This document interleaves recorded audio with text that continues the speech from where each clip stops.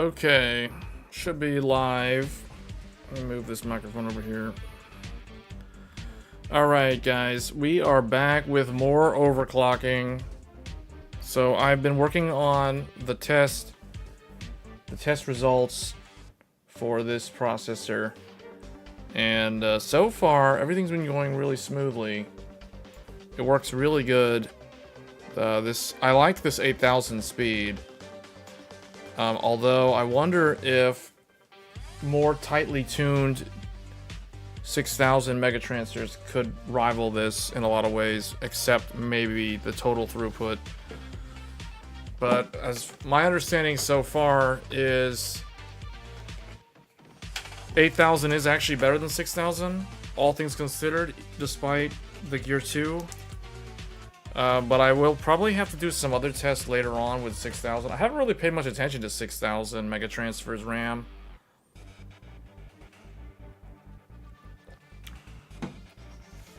So if you guys want to try the overclock,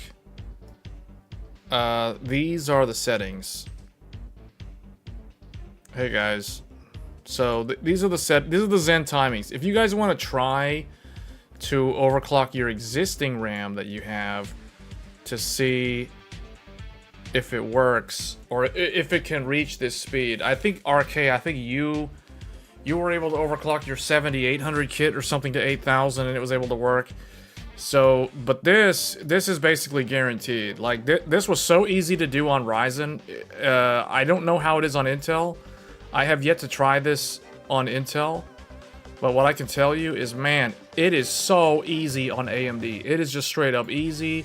All I did was buy the RAM, turn off the computer, pull out the old RAM, put the new RAM in. I did not even bother to clear the CMOS. I literally just put the new RAM in, turned on the computer, and it went into Windows. It just straight up went into Windows. Nothing. It didn't even train. It did nothing. It just went straight to Windows at the speed of the old RAM, which was 6400. So then I went back into the BIOS, removed the XMP profile, you know, F10, go back into the BIOS, apply the XMP profile, and then it worked. But man, this is my new favorite RAM kit. It is so smooth, it is so fast, it is so cold. This RAM is so cold, it generates like no heat. You heard GSkill runs hot though? Who told you that? Man, every time you tell me like I heard so and so, I heard this and that. That sounds like terrible advice. I don't know who you're listening to, but whoever that resource is, they don't know what they're talking about. That's all I gotta say.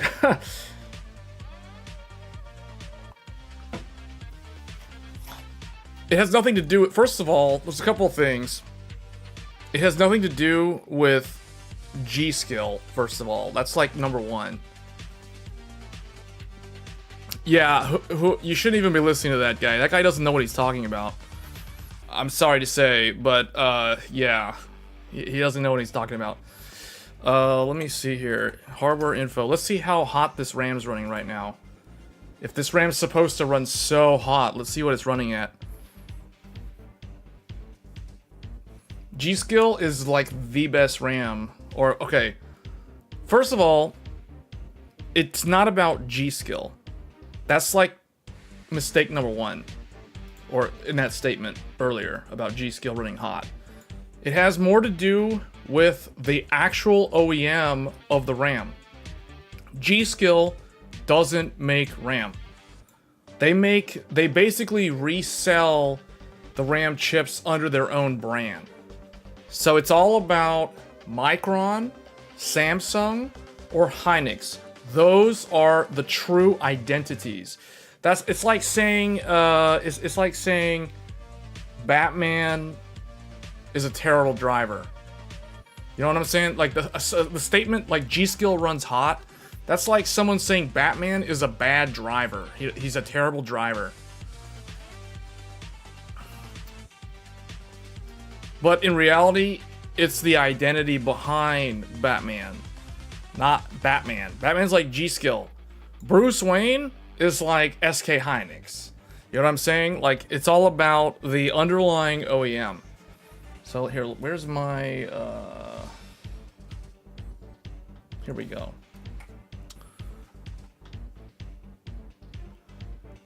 How can I share this?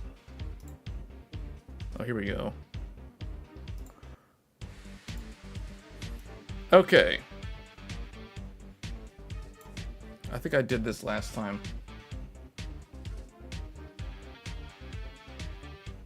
Okay. First of all, okay, hold on, remove this. I hope you watched my videos regarding memory before we continue, because if you didn't watch those videos, then, well, I mean, it sounds like you didn't watch my videos saying stuff like GSkill runs hot.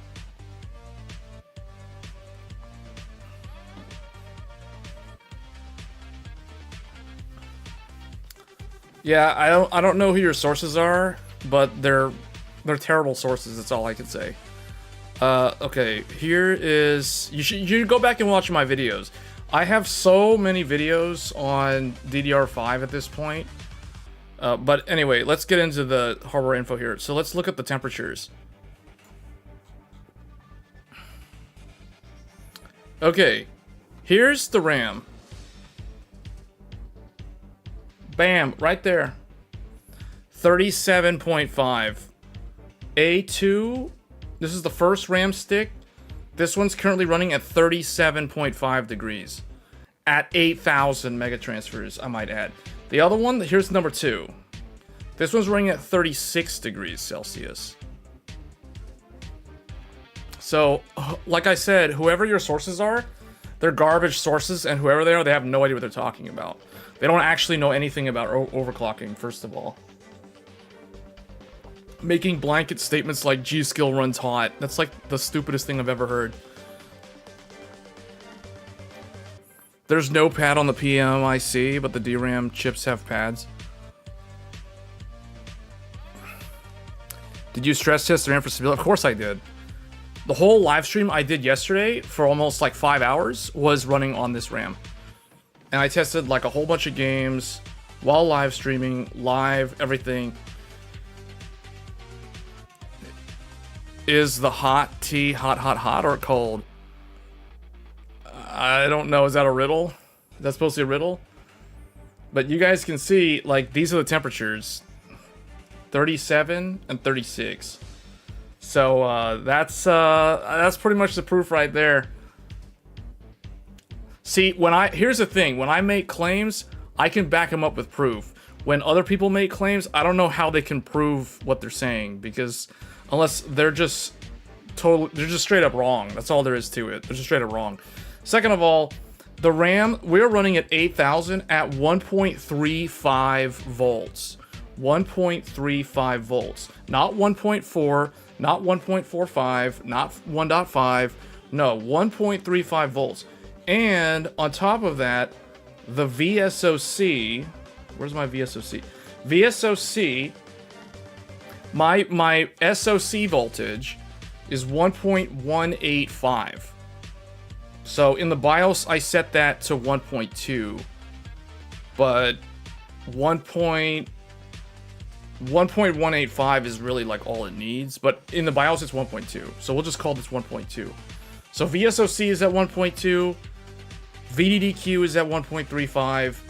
VDD is at 1.35. VDD, what do they call it? VDDIO. VDDIO, which is the memory controller side of the voltage rail to the memory, that was also 1.35. And I believe the other voltage, wherever that is, I can't, okay, is it this one? Yeah, the miscellaneous. VDD miscellaneous is at 1.1.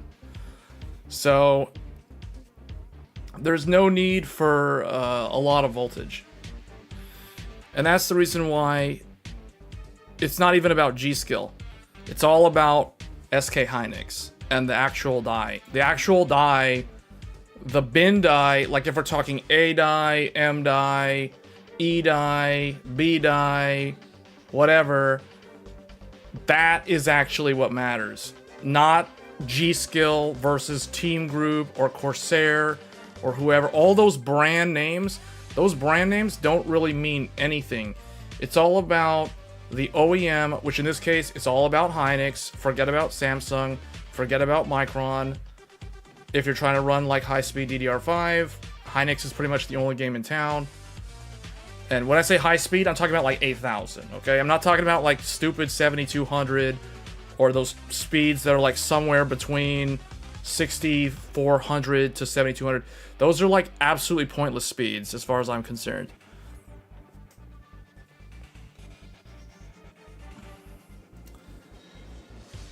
Yeah, no, like, you need to go to the correct sources for stuff like this. Don't be listening to people who don't know what they're talking about, first of all. See, when I make claims because I have actually tested the hardware and I actually know it works. Or I have, like, direct secondhand information from a source that has also tested the hardware and can confirm that it works as intended and it's, you know, it behaves correctly. I don't make stupid claims like, oh, GSkill runs hot without being able to back up those claims.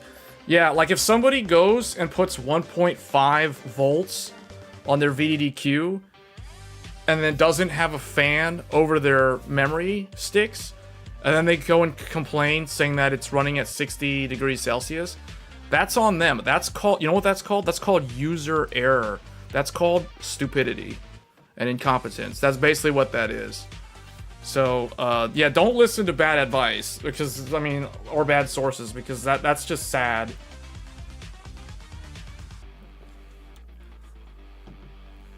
Alright.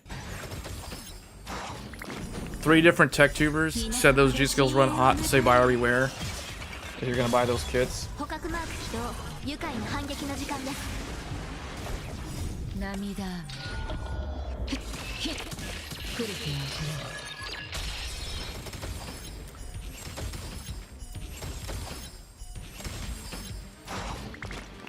Well, assuming they're talking about the exact same kit, because see, I don't know if they're actually talking about the exact same kit. You could be taking what they said out of context and mistaking the memory kit for a different one. So I'm not going to assume that they're referring to the exact same kit of RAM that I have, because if they are, they're clearly wrong and misinformed. But otherwise, I'll overlook that, because they probably are referring to something else, if I had to guess.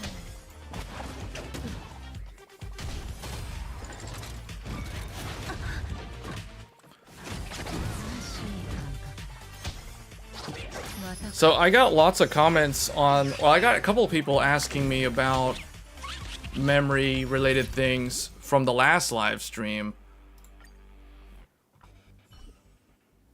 People were asking, okay, well, let me go back and find the comment, because people were asking me questions pertaining to RAM for DDR5, and I want to make sure that I answer the comment here live, so that if they're able to see this, they'll get the answer that they were looking for.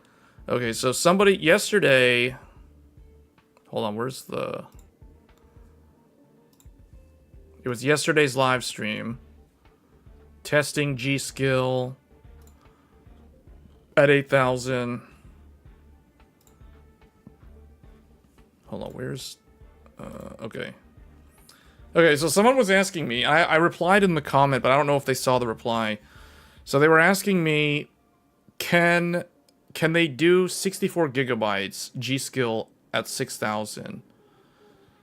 And I replied saying, is this 2x32 or 4x16?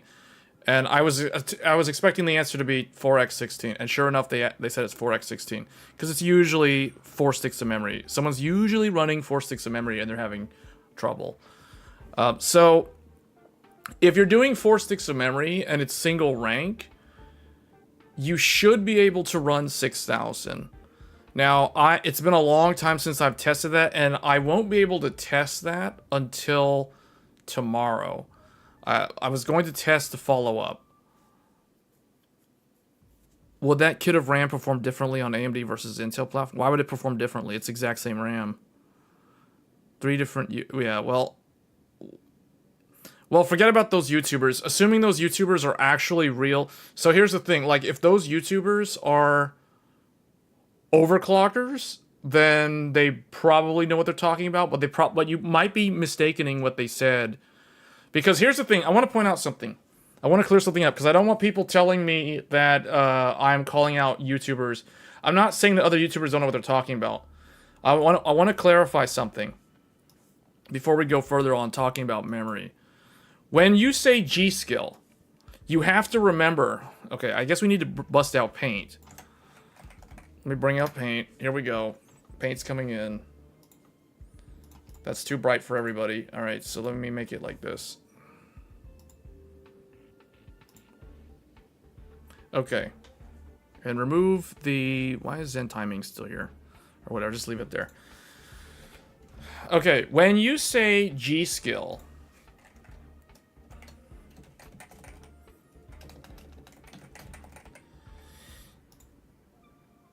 Do I need to make that larger? It seems kind of small font. Hold on. Maybe 26 size font? G... Yeah. GSkill. When you say GSkill memory,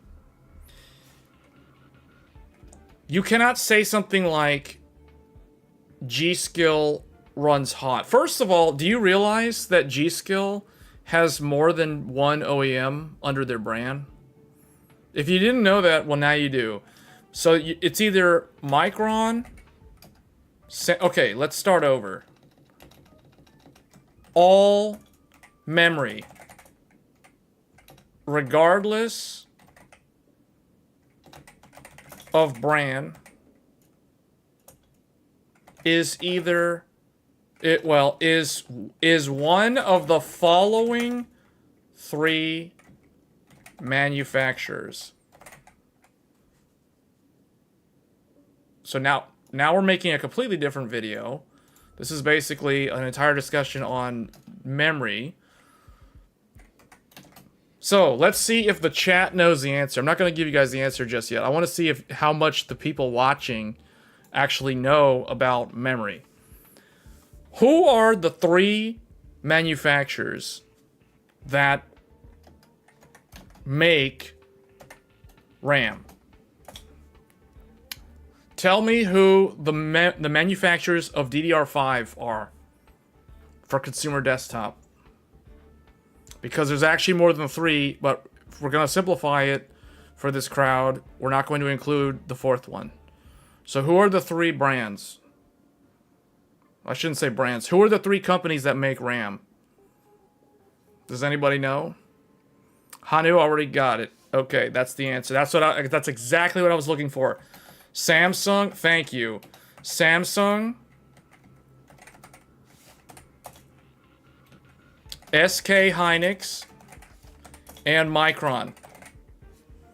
These are the 3 manufacturers of DDR5. That means every single DDR5 and DDR4, this is also DDR4 and DDR3, but we're only talking about DDR5 in this video. Your DDR5 RAM, so where's that RAM? What do I do with it? Where did I put? Okay, right here.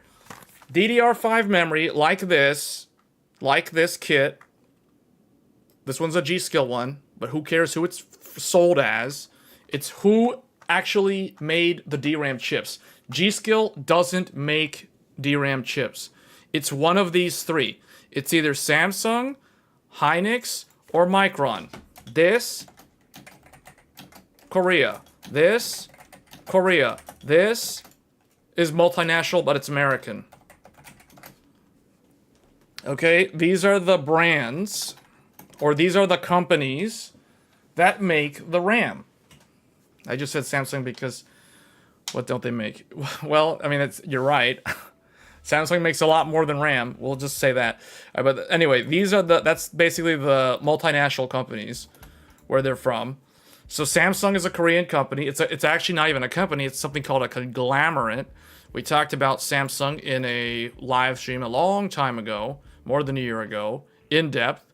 We had a whole discussion about Samsung and being a conglomerate and how they even sell insurance and health insurance and all kinds of stuff. But that's way outside of topic.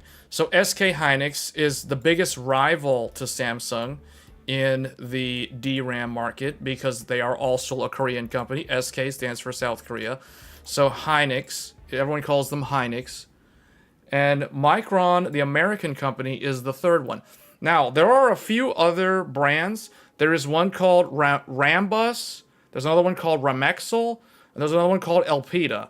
Those companies are far less known, and you do run into those in the laptop market and in the tablet and the smartphone market, but you don't really see those sold into the consumer desktop space. So to simplify things, we're going to reduce the list to only these three going forward. Now, in the world of DDR4, Samsung was historically considered the best one. If you guys remember, Samsung B die was legendary. But in DDR5 world, things are different. Things are different. In DDR5, Hynix is actually the preferred manufacturer. And this has to do with it has to do with packaging more than anything else. And when I say packaging, I'm not talking about the box that they put the DRAM chips in to ship them. No, I'm talking about how the silicon is layered and designed in such a way that the surface area and the density, the transistor density, is evenly distributed in such a way that it can run at higher voltages while generating lower heat due to a better spread across the surface area of the actual heat. Now, the one that is the best at doing this is Hynix. And that is the reason why Hynix is the preferred brand for enthusiasts who want high-performing DDR5. There, I just gave you guys, like, straight up the secret knowledge as to, or the real reason why Hynix is the best brand for DDR5. Just live on stream, that's it. So I'm not going to say that again. But now we're going to go on to the next thing. How to choose a memory kit. How to choose a memory kit. So, I'm going to go now and get you guys, I'm going to get my old RAM, and we're going to go through some of this old DDR5 that I have laying around to see if the chat knows how to tell if a specific RAM kit is made by a certain RAM manufacturer. So let me go and get my DDR5.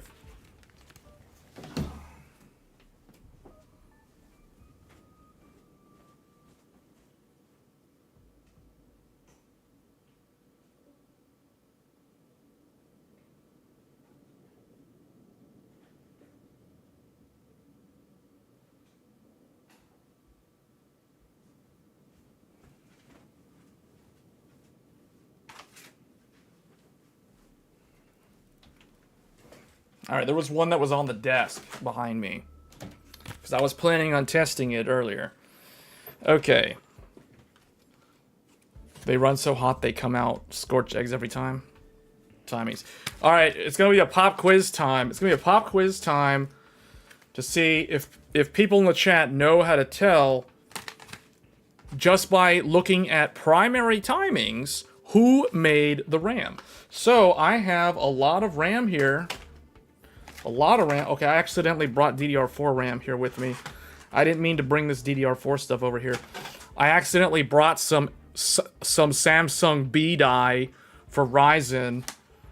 That fancy FlareX cast latency 141414. You guys know which one I'm talking about. I accidentally brought that 3200 kit over here. All right, so we got some. All right, let me show you guys what I've got. We've got, yeah, exactly, software. We're going to play Guess That RAM. We're going to play Guess That RAM. All right, so we've got some GSkill Trident Z. I've got two of these. Each one of these is 96 gigabytes. 2 times 48 plus 2 times 48. The total of these two together is 192 gigs of DDR5 at 6400 megatransfers. All right, we're going to guess what that one is in a little bit. We've got some Corsair Vengeance DDR5 5200 megatransfers. This is a 64 gigabyte kit. So this is 2x32. That's some Corsair RAM right there. Then we've got some GSkill Flare X free RAM from Micro Center. This is some Flare X5. So those who know a lot about RAM are probably going to know exactly what Flare X5 is supposed to be for. This is some Flare X5. This is Flare X5 6000 DDR5. So this one runs at 6000. This is a 2x 16 gig kit, which means this is a 32 gigabyte kit. Then we've got more Flare X5. Got another set. This one runs at 5600, and it's another 32 gigabyte kit. That's free RAM from Micro Center. And then we've got some other stuff here. We got some GSkill Ripjaws S5. This stuff runs at 5600. This is 2x32, so this is 64. And there's another identical kit of 64. So these two together equals 128 gigs of RAM. So that's some RAM right there. And then we have my favorite new RAM kit, the one that I'm testing and using right now while live. This is my DDR5 8000 kit. This is a 48 gigabyte kit, 2x24 at 8000. So this is the stuff that you guys see down in the bottom of the screen there. This stuff. So this is this RAM kit right here. What's shown in the Zen Timings chart. So now let's play Guess That RAM. Well, let's start with this one, since it's already on the screen. I don't think it tells the answer, does it? No, it doesn't say the answer. Okay, so you guys can see, this is the RAM. Wait, where? Hold on. Where is Zen Timings actually at? Okay, there it is. All right. So here is the RAM. You can see it's running at 8,000 megatransfers, capacity 48 gigabytes. M clock equals 4 gigahertz, F clock equals 2 gigahertz, U clock equals 2 gigahertz. The magic ratio is obtained. F clock and U clock are fully synchronized at 2 gigahertz, so there is no buffering of any data traversing the fabric to the DRAM. So, and that's what happens. This is the reason why 8,000 is the magic number for the best RAM, unless you want to go to run RAM at 6,000, which is another really good one, and we can talk about why in a little bit. But here are the timings: 40, 48, 48, 126. So from this, so now let's make this smaller. So guess that RAM. 40, 48, 48, 128. Because actually that's what it's rated for. It's 128. At 1.35 volts. And this is, I guess I should put the speed also. 8,000 mega transfers. 40, 48, 40. All right, let's say who can get the answer. Let's see who can get the answer. Yvonne says it's Hynix, MDI. RK says Hynix. Wait, if it's CL36 Samsung, but lately Micro Center apparently ran out of CL36. I have an interesting story to tell you guys about that. I learned something from somebody at Micro Center about why they have Hynix as the free RAM now. Okay. So guess that RAM. So let's see. Can you guys guess this RAM? Do I need to make this larger?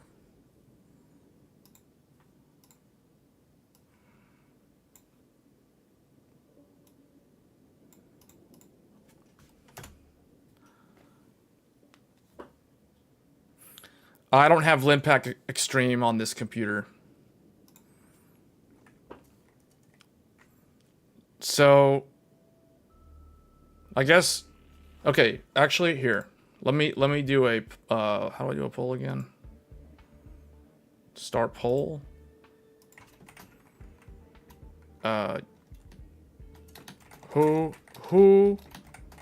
Who makes 8,000 mega transfer per second, 40, 48, 48, 128, 1.35 volt? The choices are Micron, SK Hynix, or Samsung. All right, let's see. Start the poll. Here we go. Starting the poll. You guys get to vote. You guys get to vote. Let's see. All right.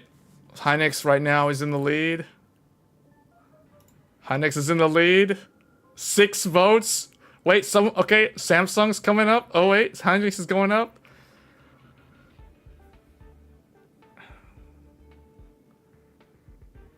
Okay.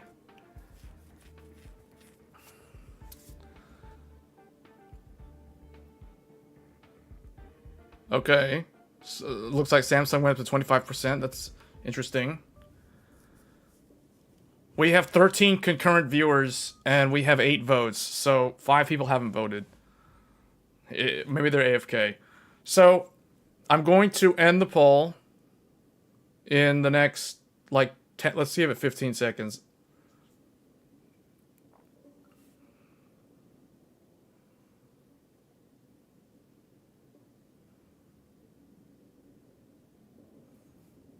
Okay, I'm gonna end the poll. 9 people voted. That's pretty good participation. Okay, so the correct answer is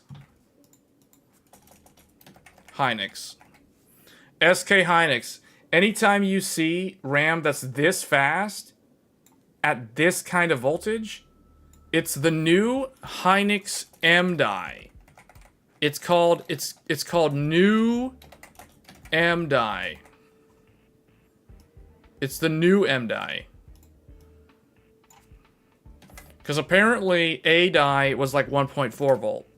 Someone was telling me the other day that Hynix has a newer M die, which is basically that 24. It's like the weird 24 or 48. But it doesn't matter. We're not talking about the type of die. We're not saying guess that die because like it's very hard to know. But Hynix, you should be able to eyeball RAM and know, like, in general, with high degree of accuracy, who made the RAM. So, going back to the original thing, the original comment was GSkill runs hot. See, it's not about GSkill. And we're going to prove that here in a little bit. We're going to prove that even further. This is only starting to prove my point. We're going to keep going with this. So, Hynix makes this stuff. Now, let's do this next one. Let's do this next one that I've got here. Hold on, let me, which one should we do next? Let's do this one. Let's do this one. Or, let's just go do this one. Alright, I've got another one here. I'm gonna put the poll up. I'll put the poll up first, then I'll write it in Paint. So the next one is, who makes DDR5 6000 3636 3696 at 1.35 volts. And again, the choices are Hynix, Samsung, and Micron.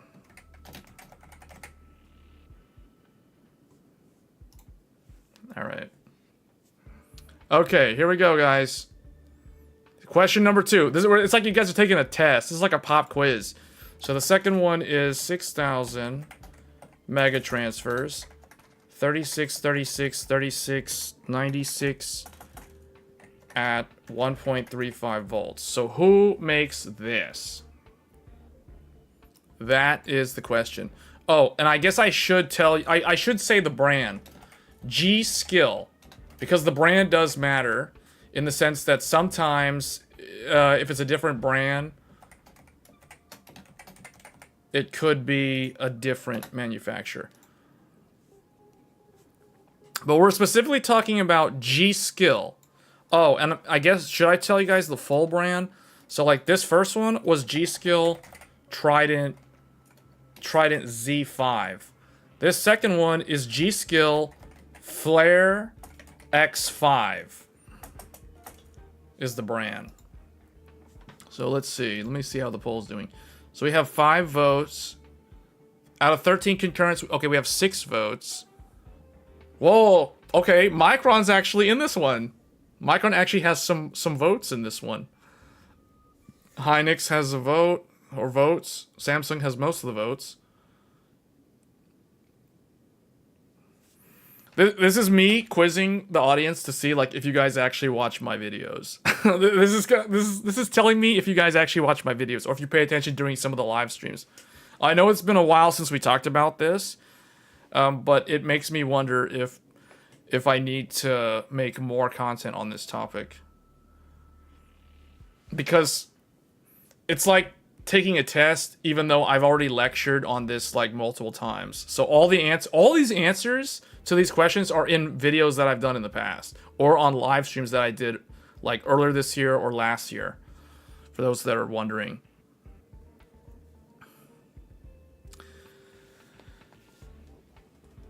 Yeah, but remember what we're talking about. We're talking about GSkill Flare X5.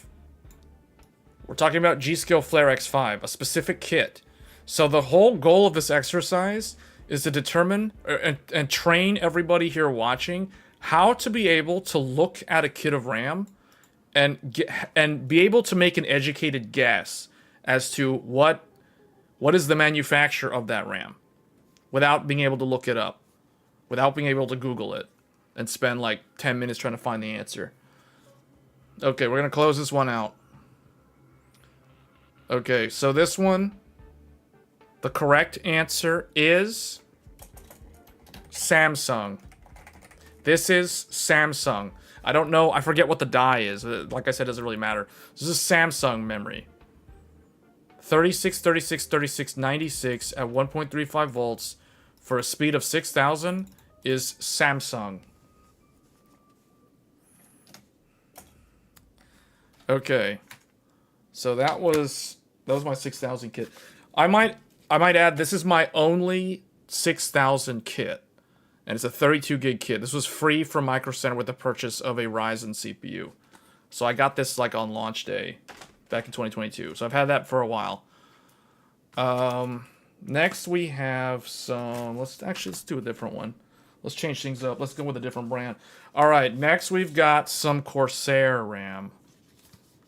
Next we have Corsair. Who makes Corsair Vengeance? This is Vengeance 5200 mega transfers, which has a timing of, oh boy, I don't know what it is.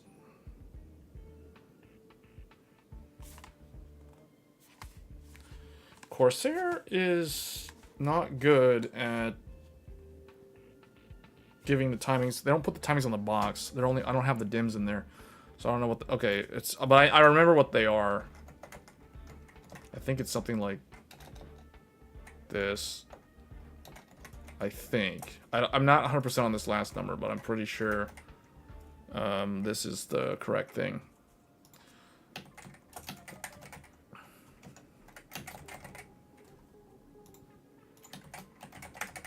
Okay.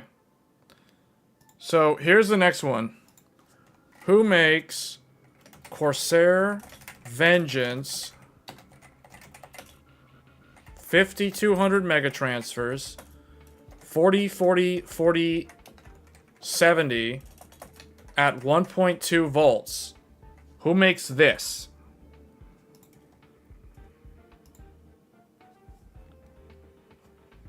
This looks like JDEC.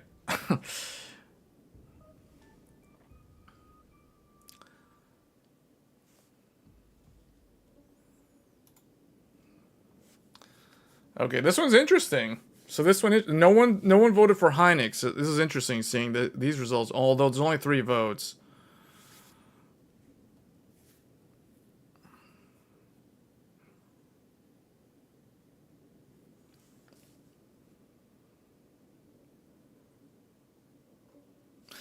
PMIC doesn't need it. Yeah, I don't even know where the discussion about that's coming from.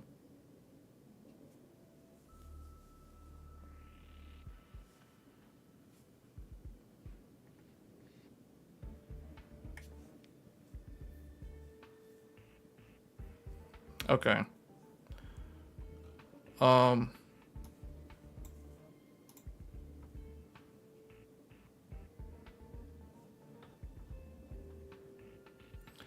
Okay. So I'm gonna end the poll. Wow, only 4 people voted, which means people are not very confident in this one. I can see how this one could go both ways, though. This is an interesting one. I see people are confused. People are like doubting themselves. You have to make a choice and stick with it. I keep seeing the answer choices change. Or somebody keeps on changing their vote.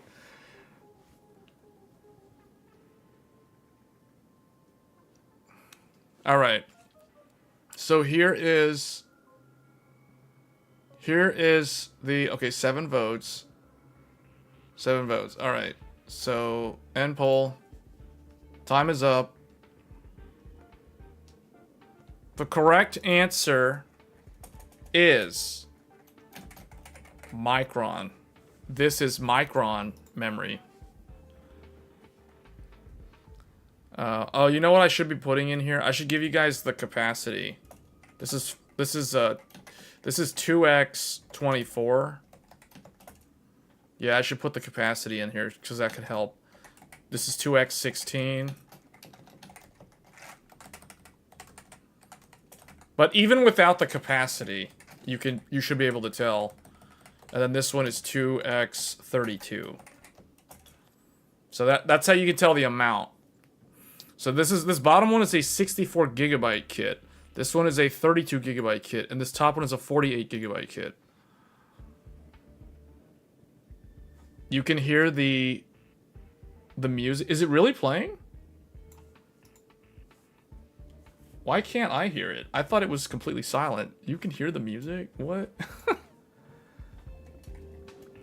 Okay, now you can hear the music because now I can hear the music. I don't know what was going on there.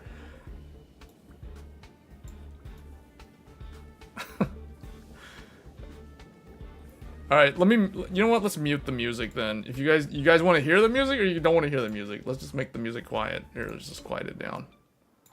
There.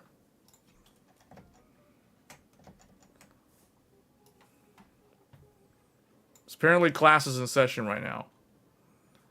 You pulled for Aventurine? Yeah, I did a 10 pull and got him on the first try. I was shocked, but I had like 11,000 Primo gems or whatever this game calls it, Stellar Jade or whatever, saved up. So I only had to use 10 of them up. Or actually, I didn't even use any of them because I had like 24 wishes saved up. Put the Piacani music. People want to hear the Piacani music? Okay, hold on. Alright, hold on. I gotta warp out. Hold on. Let me go back to the game real quick so you guys can see like what is actually happening in there. Where is hold on, where is the game? Okay, hold on. Yeah, I got him. I got him. I didn't have to use up any of my wishes on him though. See, like I did like 10. Here, I can show you. It was weird. I got him on a 10 pull. See, Aventurine. And then if you go on the third page right here, bam. See, Alcheron on page 3. And then literally like, wait, hold up. 1, 2, 3, 4. Literally like 4, 1, 2. Yeah, on the 4th wish after her, I just randomly pulled him. I couldn't believe it, but I didn't really want to pull for him. So I was like, okay, I got him on the first try. The only problem is I didn't get what's his name. I didn't get the healer guy, the fire healer guy. I don't have him. So anyway, that's a total tangent. Oh, you guys wanted to hear the the Piacani music. Okay. Okay, I don't know. This is gonna turn this video into like a weird... If I decide to turn this into a clip later. Hold on, just get into one of these, I guess. You mean the battle music? Hold on, how do I... There. This stuff? Like the jazz? You guys want to hear the jazz in the background? Okay.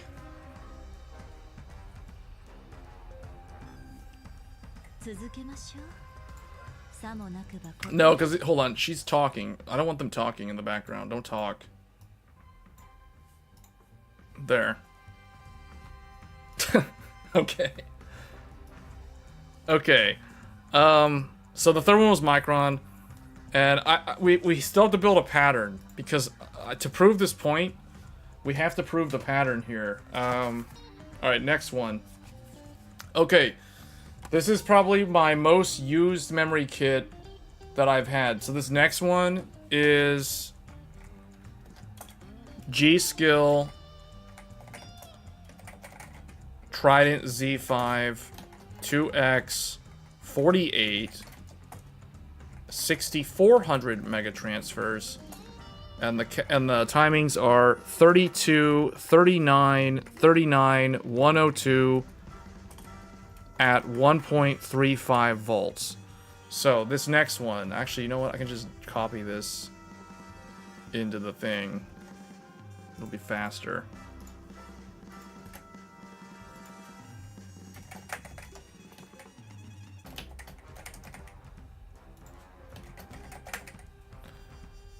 Okay, who makes this one?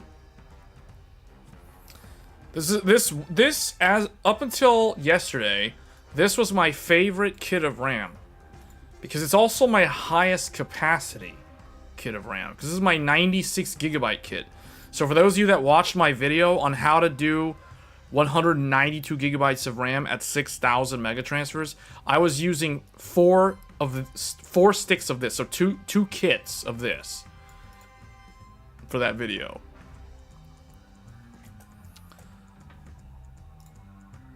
So, okay. So we've got some differing opinions on this one.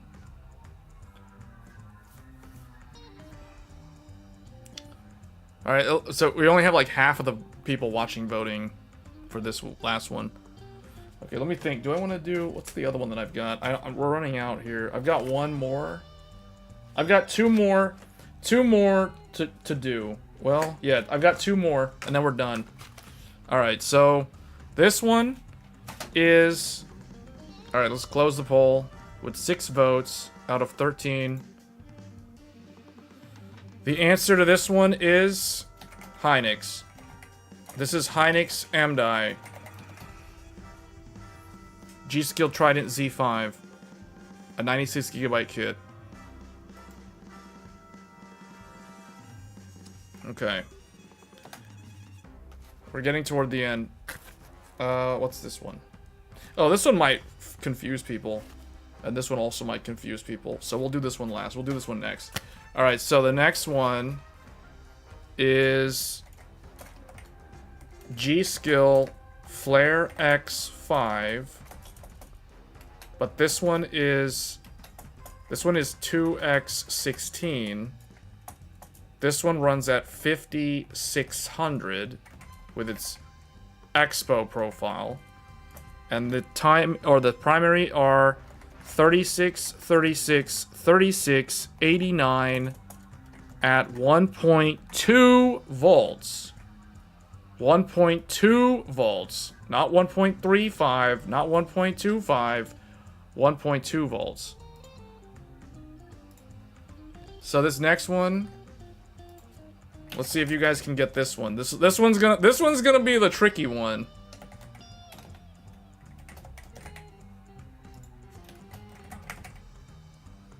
I wonder if people can get this one. Alright, the poll is up. Vote now for which one you think is GSkill Flare X5 5600. It's a 32 gigabyte kit. with primaries of 36, 36, 36, 89 at 1.2 volts. Whoa, this one's the most split. I knew this one would confuse people. I knew this. This is called the Trickster. This is the Trickster RAM. Right here. This is what it looks like. The Trickster RAM. Just sitting there in the packaging. I was going to test this stuff in another video, but then I ended up getting the 8000 kit because I was going to try to overclock this. I still might actually try to overclock this stuff because it's rated for 5600 at 1.2, so you should be able to hit 6000 on this kit. All right, let's see. So we've got 7 people voting out of 17 concurrent viewers. Man, I wish people would just vote. Just pick something. Even if you don't know, try to use what you understand about DDR5. And then even if you get it wrong, you'll learn how to tell what the correct answer is. This one is this is probably the most tricky one out of all of them. And I'll give you guys one hint. This DDR5 is old. This is old DDR5 from 2022. So this RAM is 2 years old. That's the one hint I'll give you to try to help clear your judgment on which one you think this one is.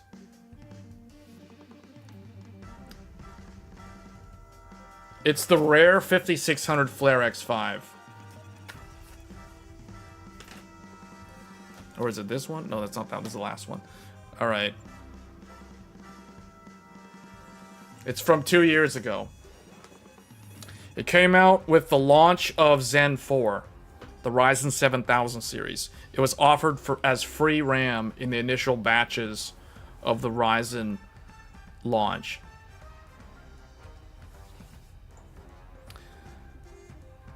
All right. So we're gonna close the poll. It's been over 2 minutes.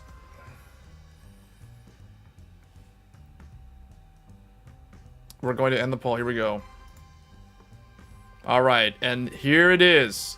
The one that, if someone could get RAM, if someone could get something wrong, it's probably going to be this one. But here is the answer. The answer is Samsung. This is Samsung DDR5 5600 megatransfers with an Expo profile for Ryzen 7000. We're gonna break this down further so everybody will know like all there is to know about GSkill in a little bit. So that was Samsung. All right, the last one, the final question, the final quiz, or I guess the final quiz question. So this one is going to be GSkill. Here we go, guys. This is where it gets even more crazy. This one is GSkill Ripjaws. This is GSkill Ripjaws S5. 2x 32 gigabyte, which means this is a 64 gigabyte kit rated for 5600 megatransfers.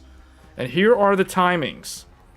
30, 36, 36, 89 at 1.25 volts.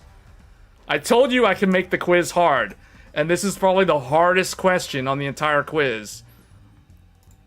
The last question, and the choices can be the same as always. I'm just gonna put them in here. All right, the question is up.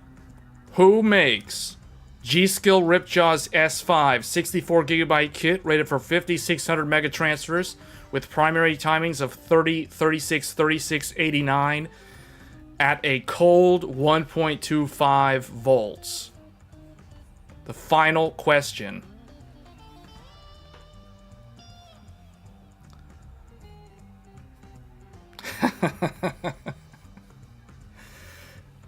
Let's see how split this is. Oh, it's surprisingly not that split. Okay. Seems like people struggled more with the previous question. That Flare X 5600 threw everybody off.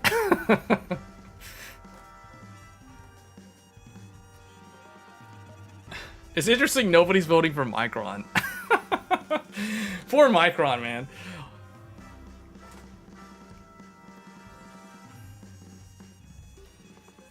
I won't give any hints for this last one.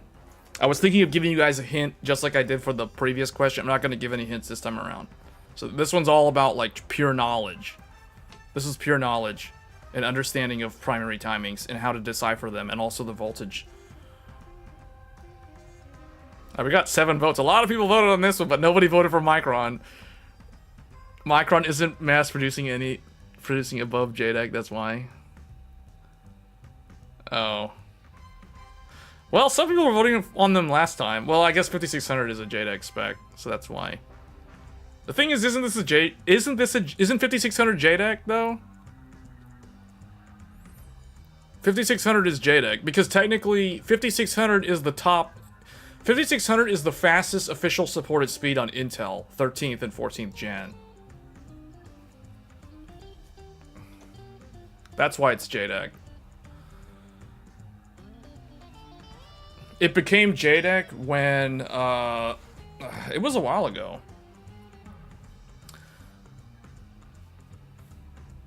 Yeah, 6000 is now, but I think 5600 became JEDEC a while ago.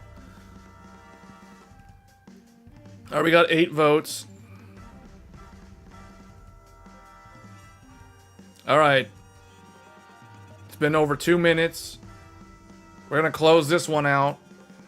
The final question of the night. Here we go. Closing the poll. And the answer is, and I'm not that surprised, but everybody seemed to have done better on this one than the previous question. So the answer is Hynix for this last one. This is Hynix.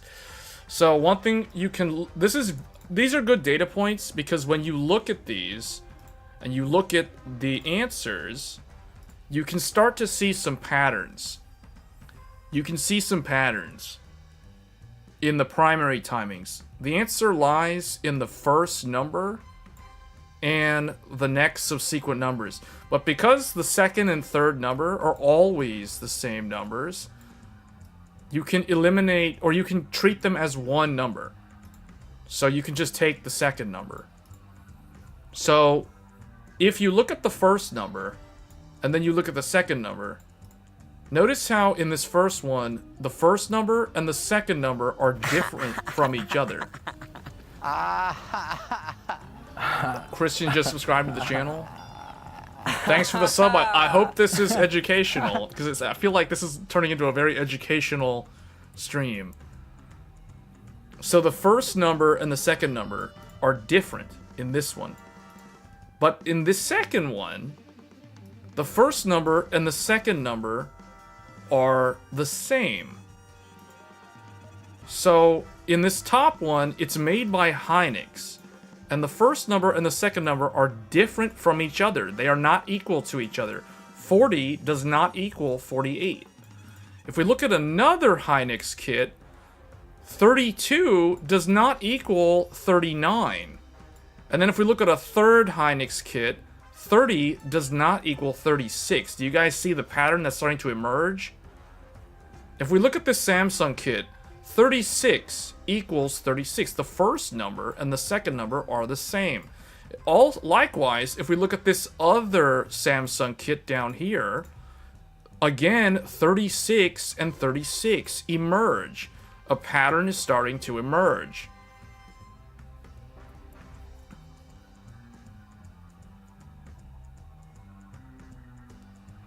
Yeah, you can also use voltage. The mega transfers only really matter at the extreme numbers. In general, the high numbers like this one up here are usually always Hynix for now. But that is going to change because Micron is also developing high-speed memory like 8000, and they're rating it for JEDEC specification.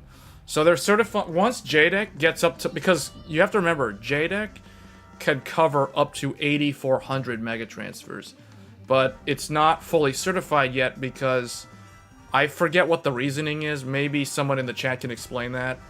But JEDEC can support up to 8400 as the standard, but there are no JEDEC certified SPD profiles that are running at that speed or certified for that speed as of now. But when they do get there, Micron and Hynix, or Micron and Samsung may have kits at that speed.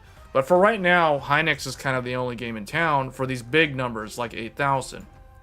So that's one way to look at it.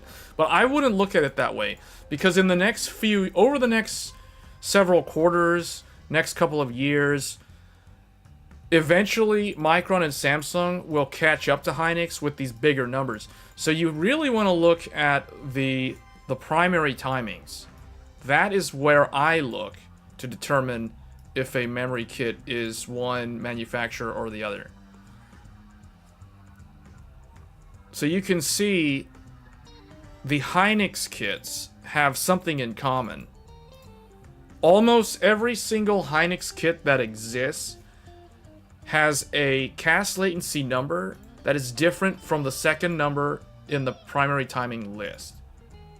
You'll almost never encounter a Hynix kit that has the first number and the second number being equal to each other. That doesn't mean that those don't exist. There is somebody in the chat right now who has a Hynix kit that I think had like a primary timing that was like 36 and the second number was 36 or something like that. So I'm not saying that anytime you see the same numbers, like for example 36 and 36, that doesn't mean that it's always Samsung. The point that I'm trying to make is that in general, with the way DRAM is today,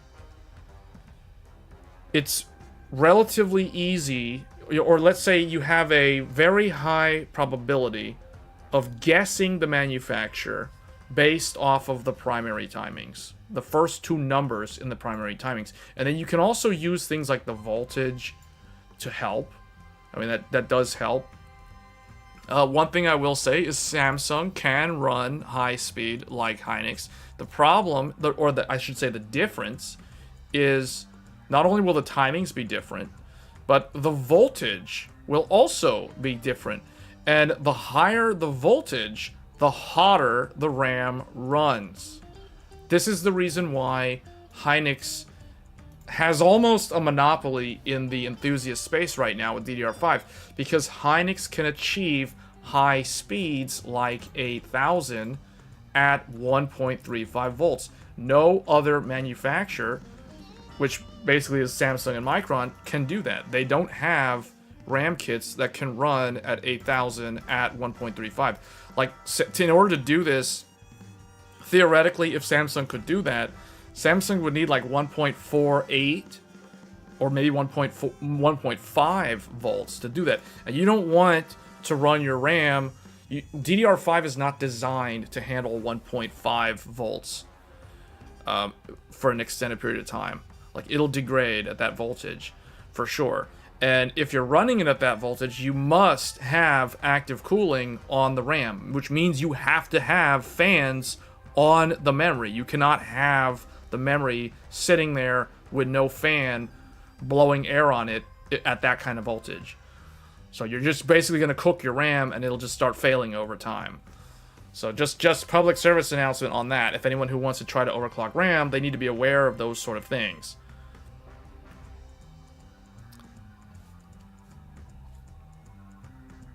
Your kit of RAM is 30, 36, 36, 76.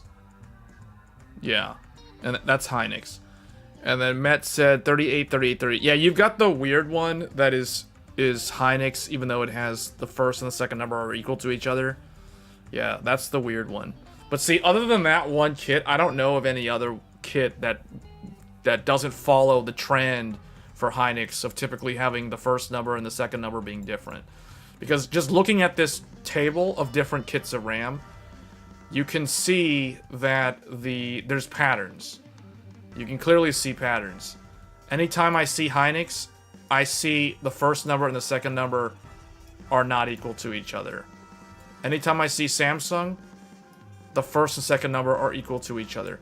Anytime I see Micron, I see JEDEC timings and JEDEC voltages.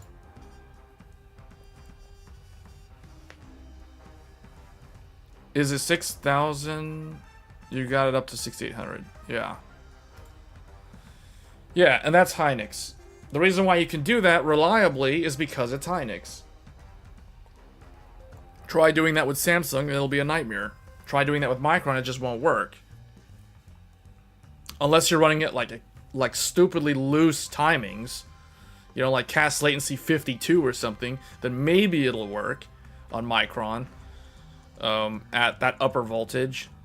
But yeah, so that's it. So to say that GSkill runs hot, that's completely nonsense, because Samsung runs hot. And it just so happens that these RAM kits that I have here, these Flare X kits, are Samsung.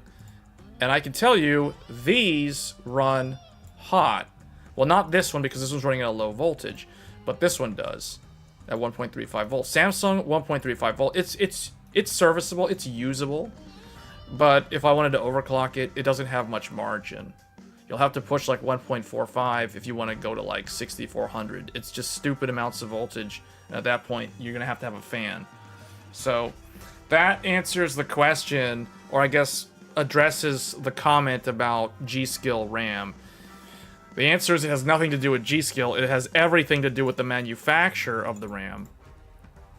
Because as you can see, just from these various different GSkill kits, there's different manufacturers within one brand. And that's the same for Corsair and the others, like Team Group, etc. So, although I think most of Team Group stuff is Hynix. Anyway, that's mostly like the high-performing stuff.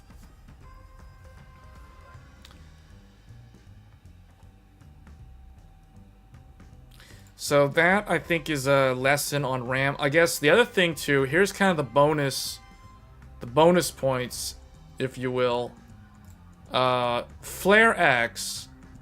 So, do you guys know how to tell if the memory from GSkill has Expo or XMP profiles in them?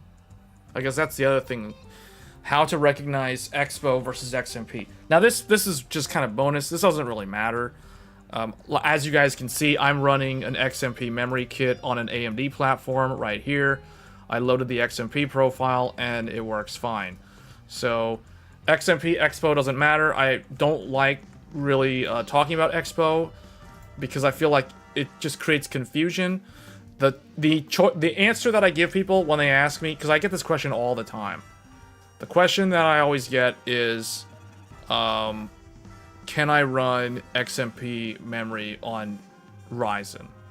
And the answer I give them is, can I run XMP RAM with a 5800X 3D?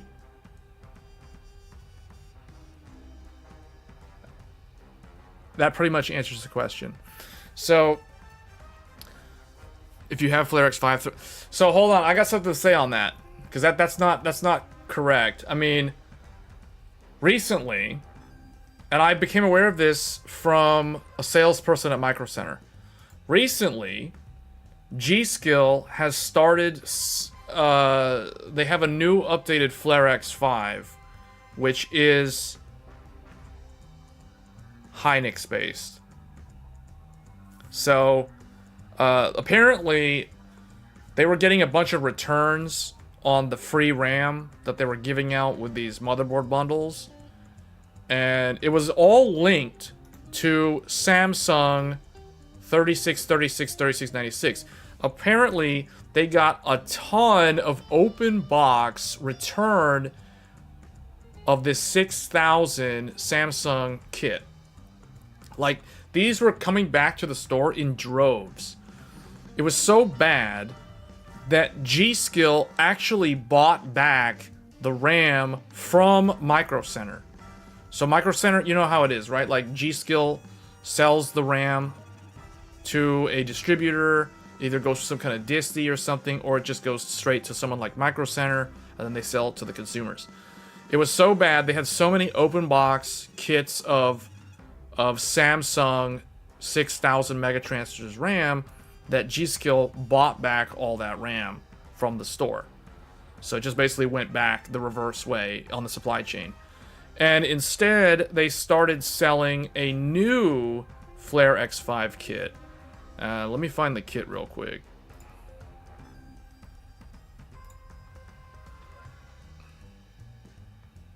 Well, I need to find the kit first.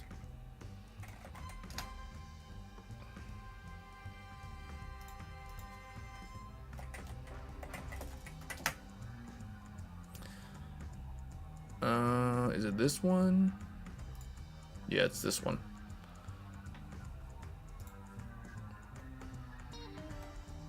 Here, let me share my screen. Wait, what happened to the browser? Oh, the browser's not up.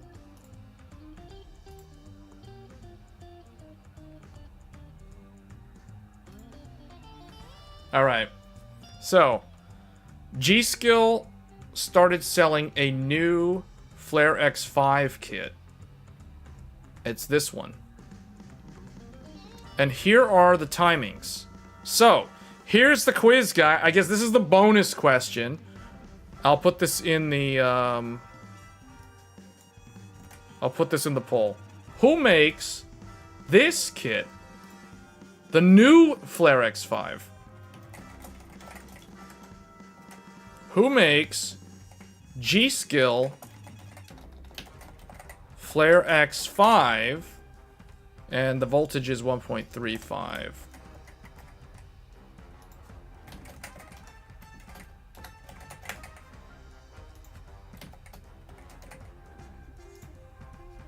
Alright, this is the bonus question. Who makes this new Flare X5 from GSkill? Because they were getting so many returns to the store, and this was all that free RAM that was subsidized through that partnership with Micro Center, AMD, and GSkill. I don't know if AMD had anything to do with it, but definitely GSkill and Micro Center. And then later on, they rolled it out to Intel platforms as well. But on the Intel platforms, this RAM is branded as Ripjaws, and we're going to talk about that in a little bit. 100% people are saying Hynix. Okay, so I'm happy to see that, because that means that people have learned. People have learned something. The correct answer is, in fact, Hynix. This is Flare X5 Hynix RAM from GSkill. So, don't say to throw Flare X5 out the window, because there's a new Flare X5 in town, and it's actually pretty good. Because the sales guy told me. Kenny Lee just subbed to the channel. Thanks for the sub. Welcome to the channel. Hope you're learning something. Hope this is all educational. The sales guy at Micro Center told me that after they started selling or bundling these new Flare X5 kits instead of the old Samsung ones, it's like someone turned on a light switch and like the returns just stopped coming back. Like everything just kind of worked. All the complaining customers just went away. It's like problem solved. It's like magic. He told me it's like magic. All that open box RAM just vanished. No one's returning the RAM anymore. No one's trying to RMA the RAM anymore. So there was something about Samsung 363636 that 1.35 volts that was just not doing it for a lot of people. I don't know what it was, but I mean, maybe Shadow knows. Like, the thing is, I still have my Samsung Flare X5. This is my famous, or I guess infamous, Samsung Flare X5. And I still have it, and I used to use it. I used it for a while, until I got something better. And it was working pretty good. I didn't have any problems with it.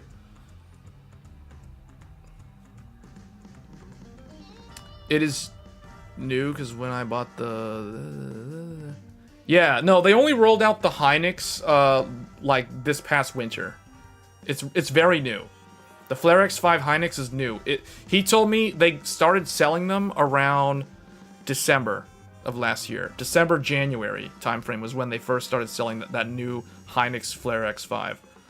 So, yeah, all the Samsung stuff, that was pretty much all of last year, or most of last year, and the launch of Zen 4. But they got rid of all that Samsung stuff. I don't know. I asked him, like, what is GSkill going to do with all the Samsung RAM? He said, I don't know, they're probably gonna like repurpose it for servers or something. I have no idea. Maybe they're just gonna run them at JDEC or whatever in a server. But they can't do that because it has to be RDIMM, as far as I know. So I don't know what they're gonna do with that stuff. Ship it to mobile and sell it in laptops as SODIMM? Who knows? That's probably where they'll end up, though. I wouldn't be surprised. They'll make their way back into the consumer market somehow. that wonderful Samsung DDR5. They started giving it free recently, but that kit has existed since the M5 release. Has it? I mean, the one that I have, the Ripjaws S5 that I have, is not the same one. It's 30, 36, 36, 89. And mine is a 32 times 2. People returned those boards blaming the motherboard. Oh yeah, it was because of the Samsung? What's so bad with the Samsung though? I mean, man, I might have to make a video about this. I might have to investigate this infamous Samsung 6000 megatransfers Flare X5 1.35 volt. I've got some right here. I mean, now I really want to try running this stuff.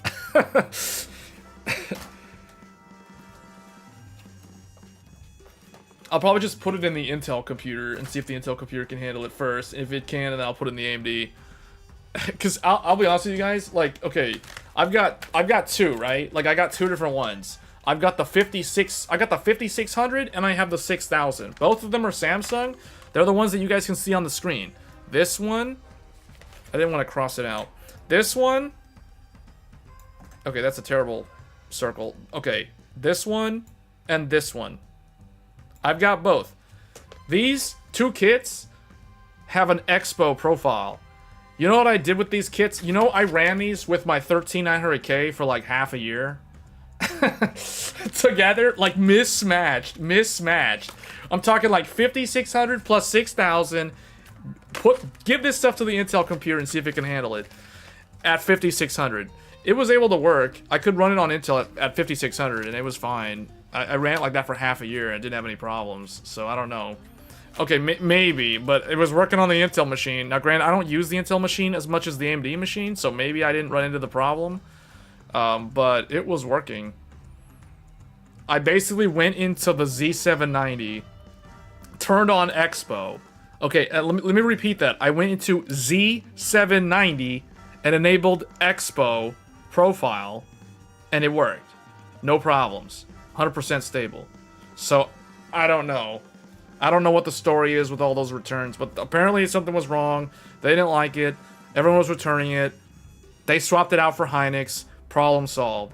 So case in point, I guess the takeaway is if you're looking to buy DDR5, look for Hynix. Look for Hynix. If you're going to run JDEC, these two are fine. Seriously. If you're going to run JDEC, if you're going to run at 1.2 volts, and you're not going to cook anything in the computer, you know, Samsung's good, Micron's good. They'll work at those voltages, at those lower speeds. So, all of the Samsung kits early on had issues running at 6000 plus. Well, maybe people were trying to overclock. Because mine was running at 6000 and it, as far as I could tell, it seemed to work. I had it in the AMD computer for like a month.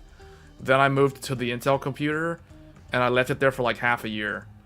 So, I mean, I can tell you guys what I'm running at all my systems right now, just for reference. So, the top one is the one that we're streaming from right now. This is on a 7950X3D. So that is using this. The Flare X5 is not being used. The Corsair Vengeance is being used by a 7800X3D. That is using 5200 megatransfers, at 5200 megatransfers. And then we're using, this one is being used by the 7950X. That's using the Trident Z5. And the Flare X5 is not being used. So maybe that's why I don't have anything to complain about, because I'm not actually using the Flare X5 Samsung. And the last one, this is being used by the 13900K. So those are the CPUs that are assigned to these memory kits.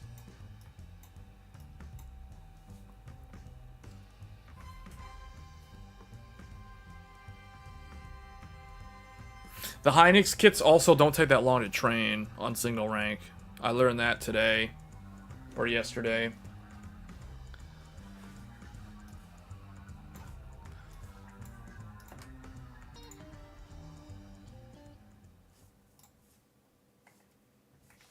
Hold on, let me teleport to like a different map so it doesn't sound so like, I feel like that song is probably driving people crazy. Maybe not, but here, I'm just gonna change it up.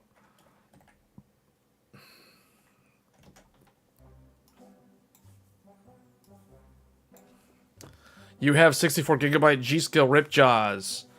Oh, that's the rare one. That's an old kit of RAM. That's been around since the Zen 4 launch. I know which one you're talking about. I can never find those. I end up getting the one that you guys see here. This one. This one right here. So this was in my Ryzen system for a long time. Basically, the way I used to run these was... I'll tell you how I used to have this. So my very first kit of RAM that I actually purchased was this one. That was my very first kit of RAM. And that was paired up with, originally, it was with the 7950X.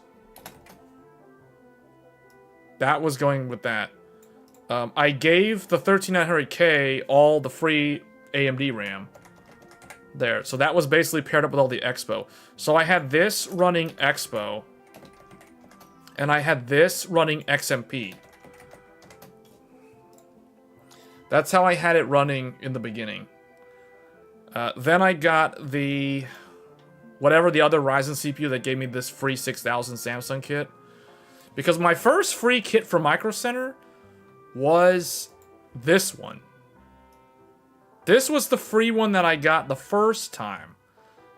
This Flare X5 was given to me for free with the purchase of the 7950X. But I never intended to use the free RAM with my Ryzen build because I wanted 64 gigabytes of RAM, so I still ended up buying my own memory. Later on, like a month later, I bought the 13900K, but I realized, hey, I've got free memory from buying AMD. I'll just give the Intel CPU my AMD memory. Because am I going to compromise on what I gave to the 750X?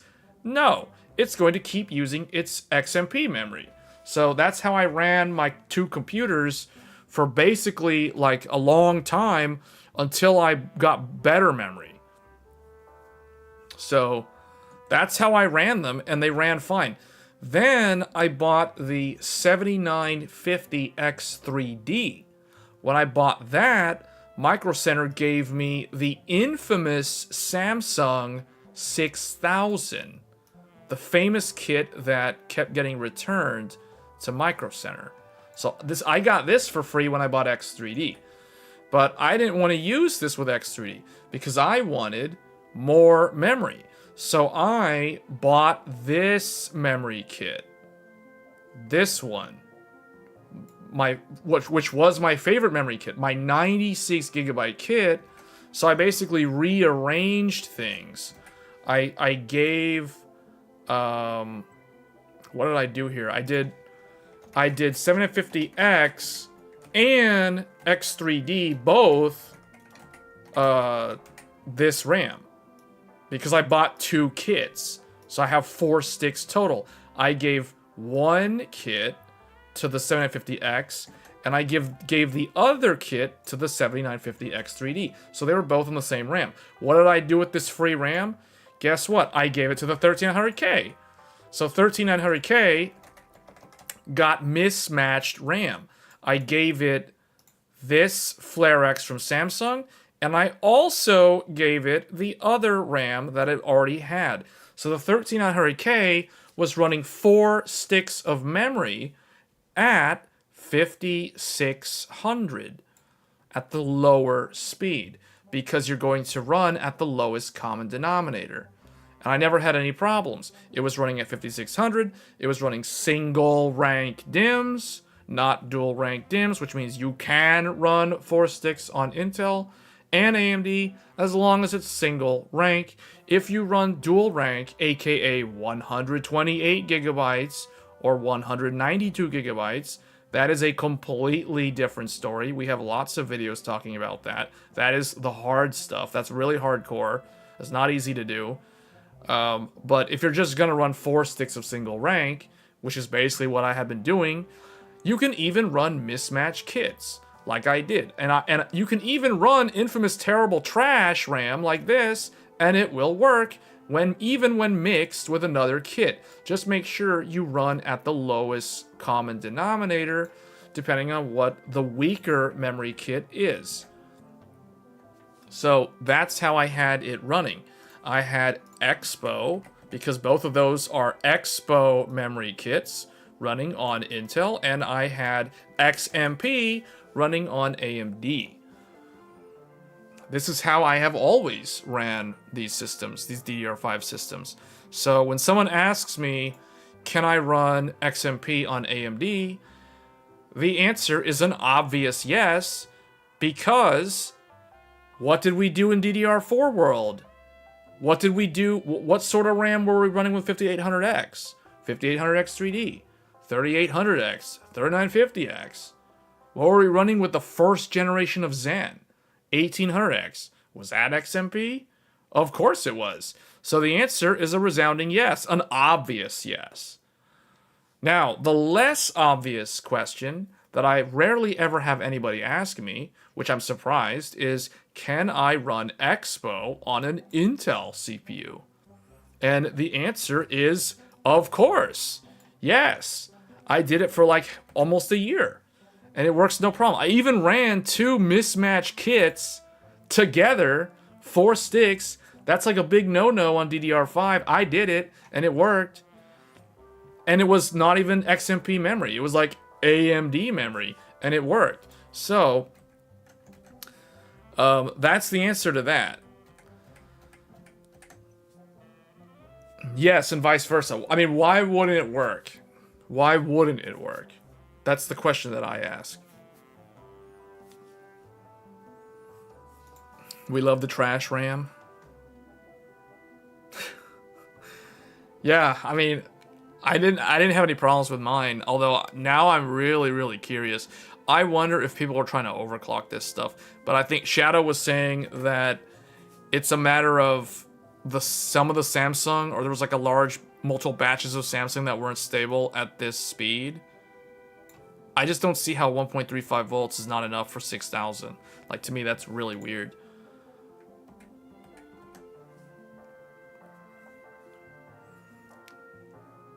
But my experience has pretty much been trouble-free. I haven't really run into any problems with stability on DDR5. The one time I ran into severe well, okay. The time that I ran into trouble with DDR5 was when I tried to run 4 of these.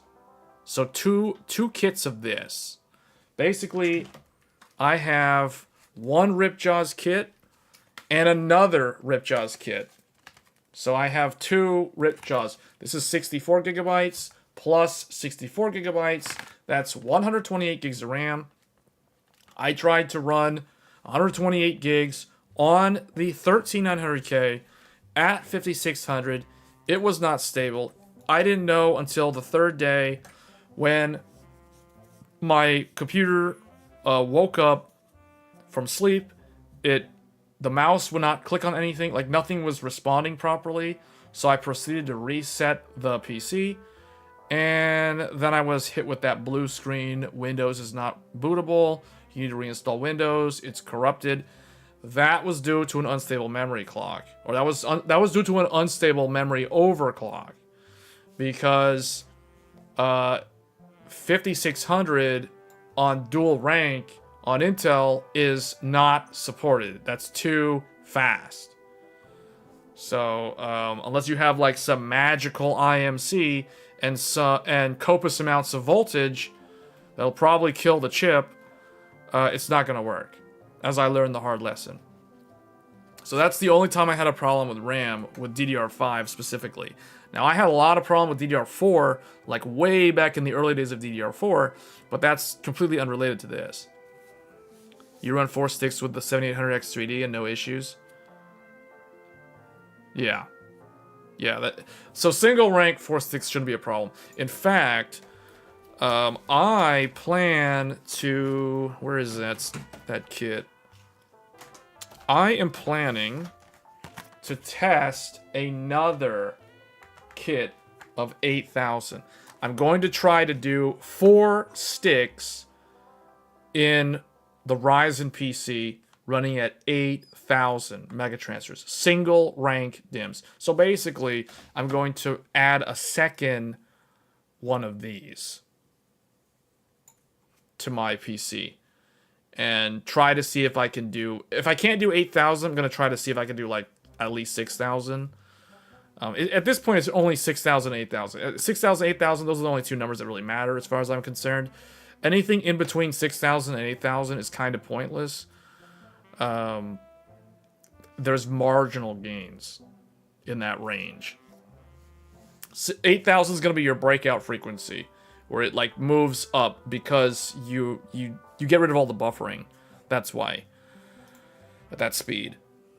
Now, whether or not it's worth it, that's a subjective question. Because it depends on the apps, it depends on the performance, that sort of thing. I've been working on this content. This is kind of like a behind the scenes. So one of my upcoming videos is going to be dedicated to this whole 8,000, 6,000 mega transfers discussion, showing real world benchmarks. I've tested 6,000, I've tested 8,000 on the same PC with the same kit of memory, and I've got all the test data already done. Like, I just need to make the rest of that video. But what I can tell you is it's going to depend on the user, whether or not they actually care to eke out that few percentage points of extra performance in games and applications. Because once you go outside of 6,000, the cost of the DDR5 goes up significantly. Like right now, anything from 6,000 all the way down the JDEC train down to like 4,800 is very affordable right now. It's pretty much at parity with DDR4 in most areas. But once you go outside of 6,000, once you start looking at 6,400, 6,800, 72, 76, 78, 8,000, etc., 8,400, for example, then the DRAM prices start getting expensive again. So the question becomes, is it actually worth it? So... But yeah, I wanted to address a question that someone left on my last live stream. I wanted to address it live so that if they weren't able to watch the live stream, they'd at least get the answer. And where is that thing? Alright.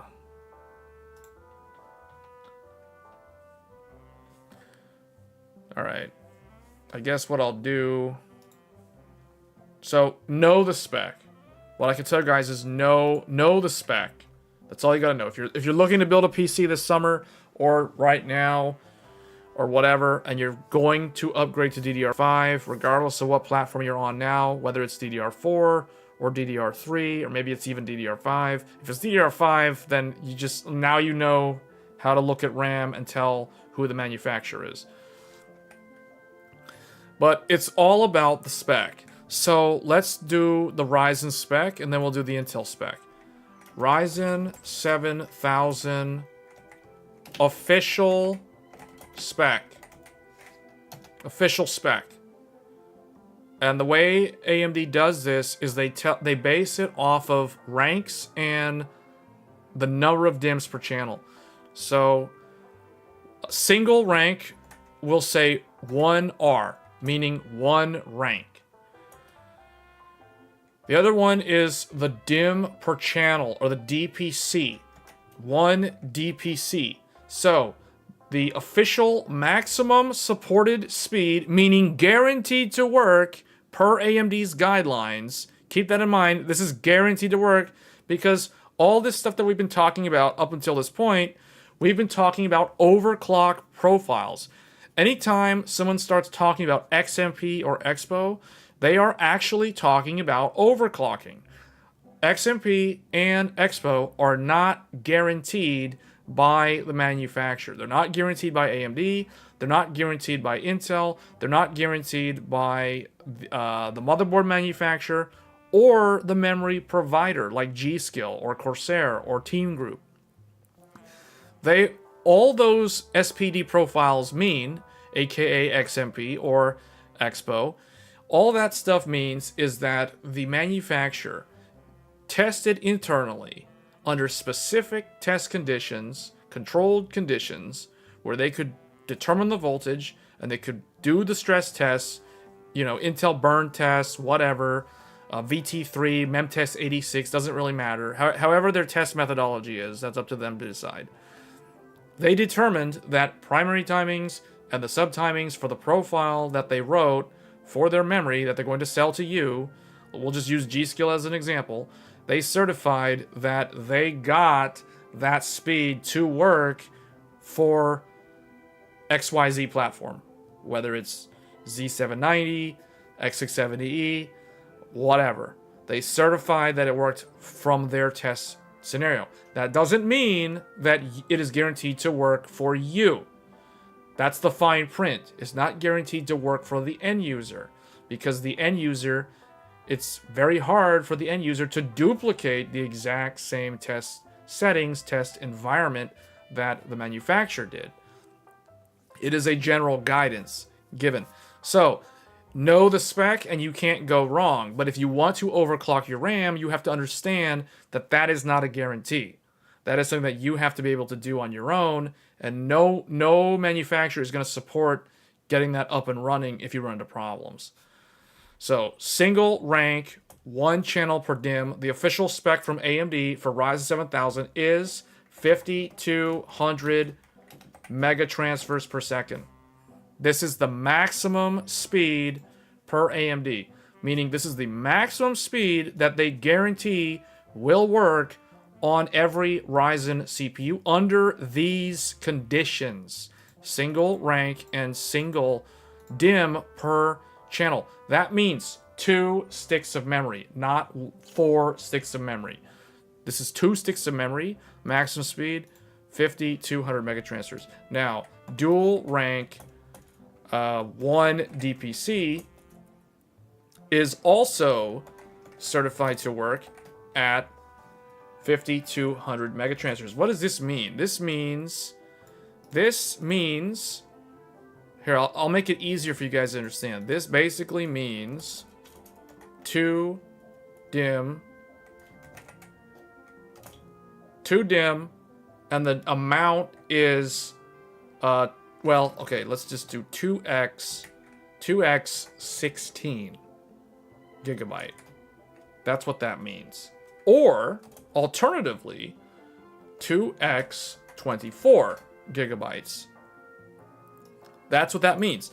That means if you buy a memory kit that is a 32 gigabyte kit or a 48 gigabyte kit, you're guaranteed that IMC in the Ryzen CPU will handle up to 5200.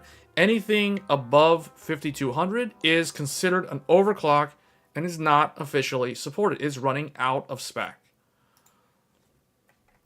This one, 2 rank, 1 DIMM per channel, means 2x 32 gigabyte or 2x 48 gigabyte. From what you tried, 5600 CL28 and 6000 is best for AM5 and higher. Higher 7000, 8000. AMD prefers lower CL, Intel higher MT.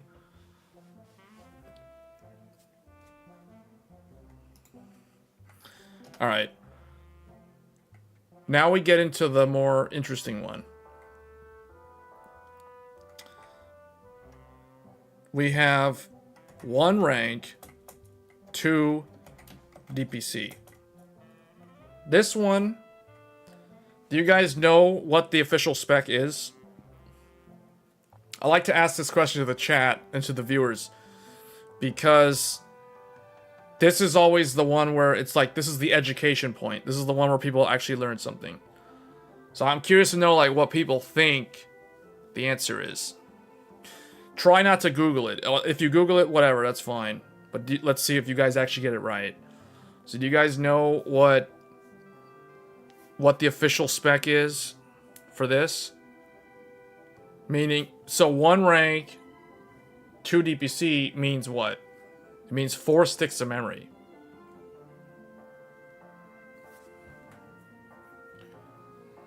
This is where things start getting hard. The challenge is when you start going up to 2 DPC configurations.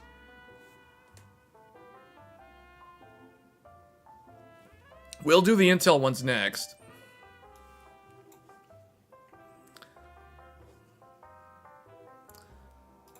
I need to find the Intel ones first, just to make sure, because there was one that I was not remembering.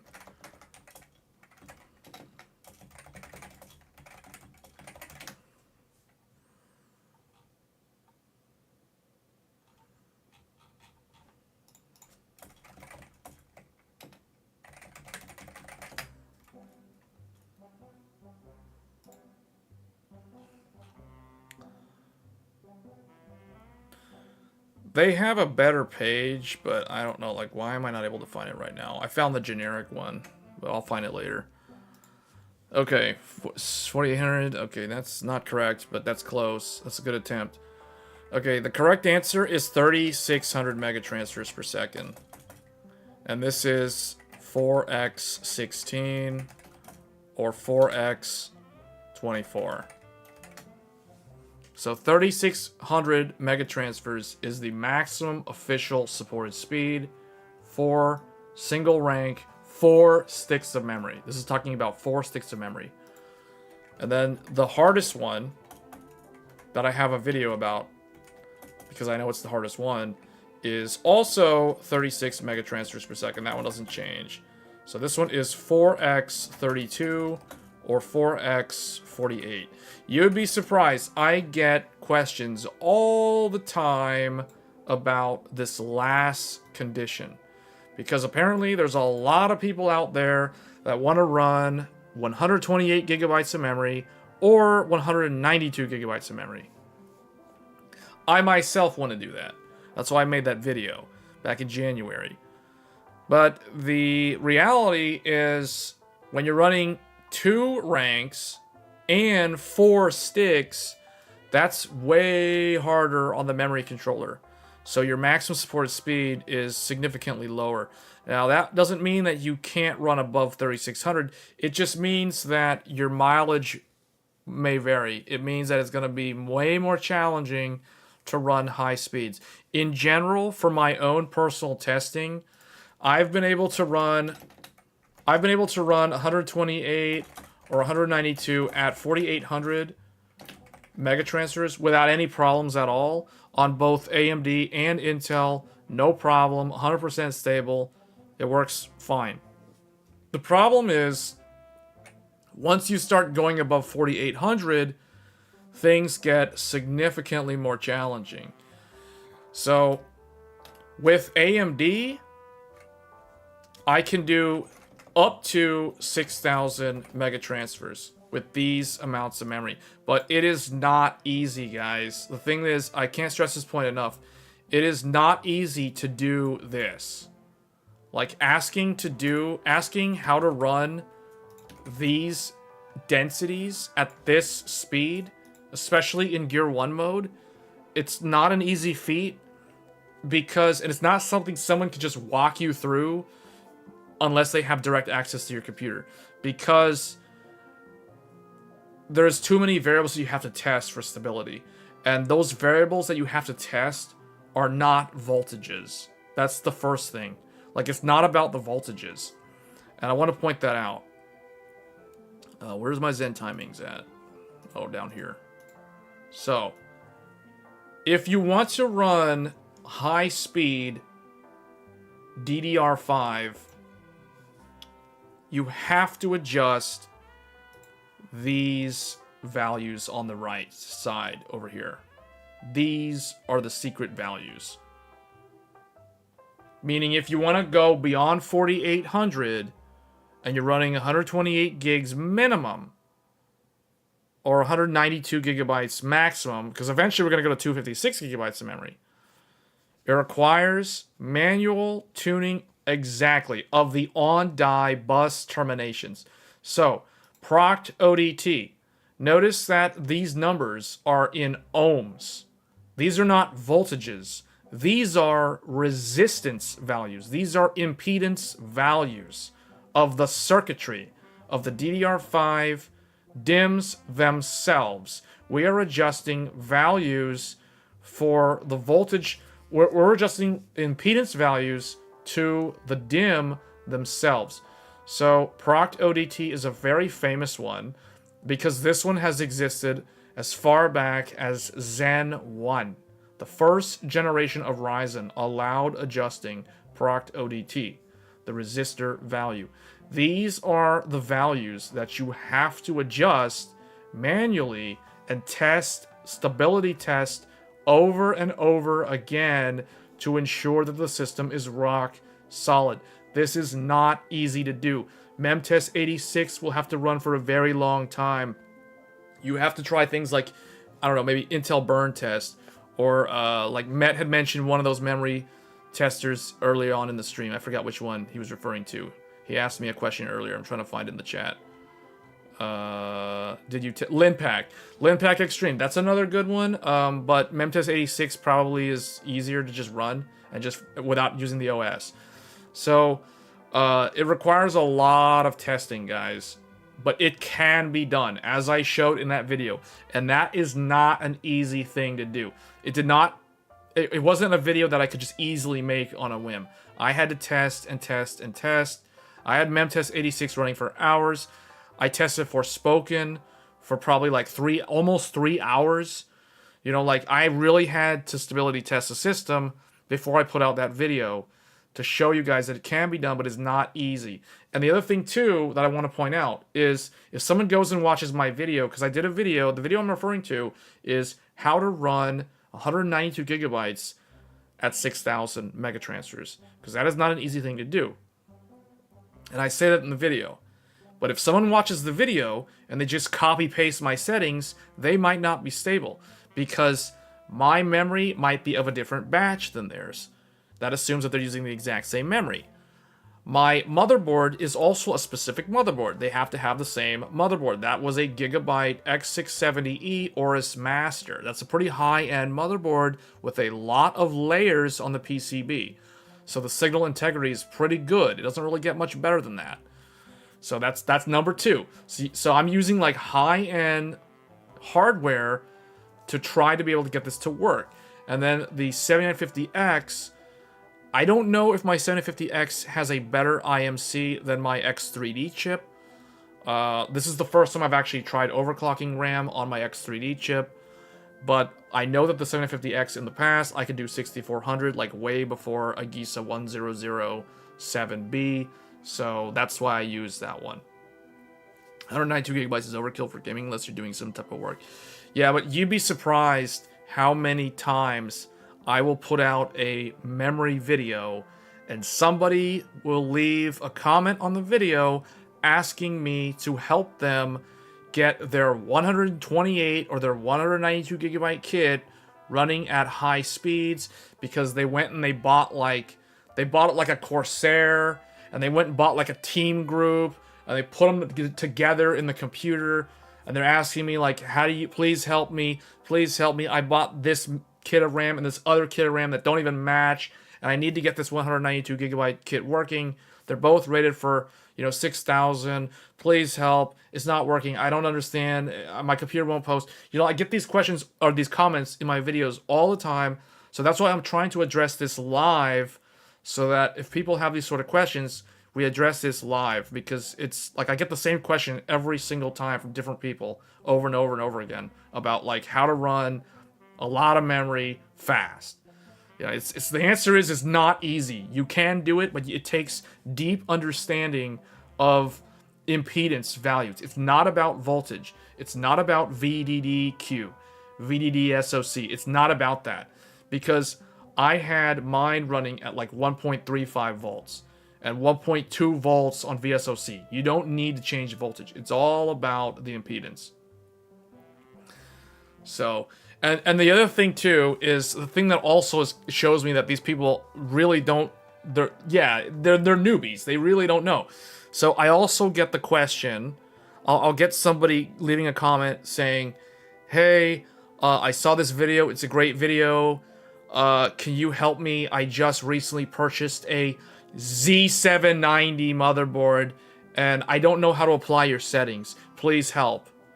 You know, like, please help. I purchased a Z790 motherboard and I can't find the settings. Well, oh man. Like, when I read that comment, it's just like, wow. There's just, wow. It makes you realize, man, there's not a lot of info on the internet talking about memory. You know, like, the answer to that poor individual about the whole Z790 thing, the answer is you can't do it on Intel. You straight up can't do it on Intel. At least you can't do it on Z790, because the Z790 BIOS does not allow all these different toggles for the impedance. I personally tried to look in my Z790 board. I could not find these values, which means the only thing you can do, you're basically at the mercy of the IMC. So you're forced to play the Silicon Lottery, roll that dice, and hope for the best. And try copious amounts of VCCSA, your system agent voltages, and that sort of thing. That's all you can do. You can raise the voltages, raise the power, raise the temperatures, and hope that you can get it to be stable. That's all you can do, though. It's unfortunate, but that's the answer. And that's the answer I give, or I just don't answer the comment because, like, they're probably not going to like the answer.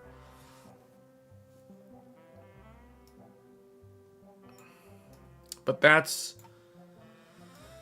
that is pretty much all there is regarding DDR5 and high speed. Intel's spec is almost exactly the same as AMD. Let's go over Intel's spec. Intel 13th and 14th gen spec. So 1R, 1DPC is 5,600 megatransfers. So there you go, guys. Everyone's like, oh, Intel can run faster speeds than AMD.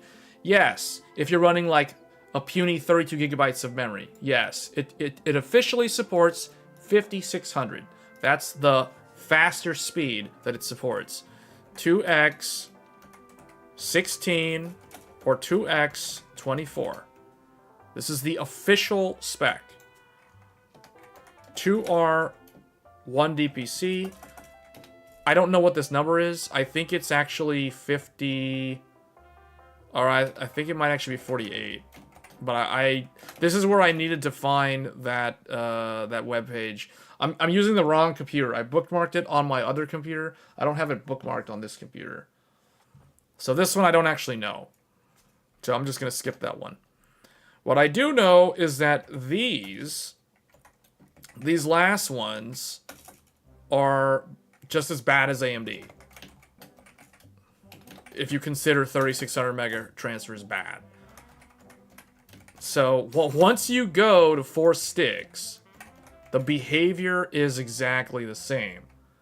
They basically are at parity with each other.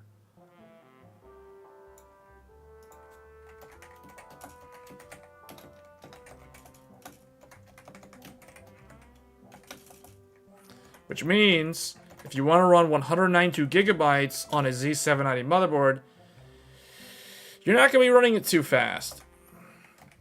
This is the reason why I am currently running...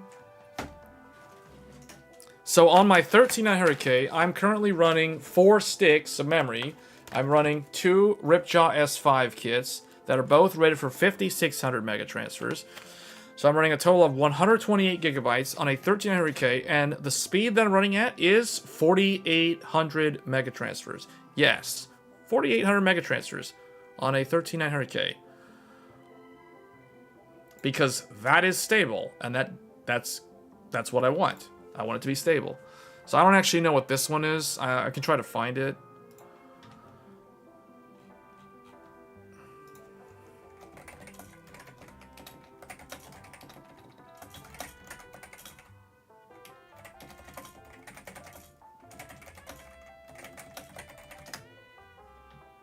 Why is it so hard to find this on their website? Okay, supported memory type. Okay, here we go.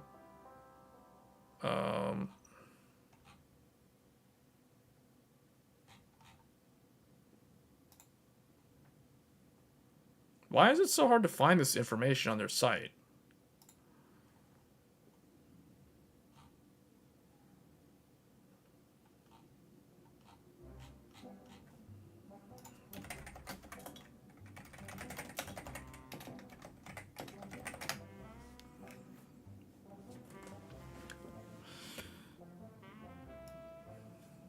What board? What's that question in regards to? The board doesn't matter. These are the official specs. They apply to every single motherboard that supports these processors. Where is... I'm trying to find the thing on Intel's site.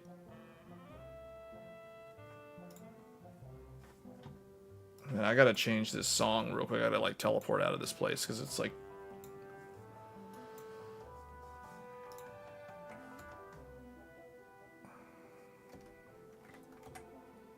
Or just make it quiet. Like, mute these guys, because I'm tired of hearing that song in the background. You remember when you had 1200K, you could never get 4 DIMMs to run? Oh, 12th gen is different. 12th gen is different. You guys want to know what 12th gen speeds are? They're not good, I'll tell you that. They're actually pretty much the same, except there is one difference. Where did I put my... Hold on. Where's my... Okay, there it is. So 12th gen, I forgot about them because that's different. Intel 12th gen spec is 1R, 1 DPC, 4800 megatransfers. You heard that right. 4800 megatransfers. That's the maximum supported speed for 32 gigs of RAM per Intel. I'm not making this up. This is per Intel.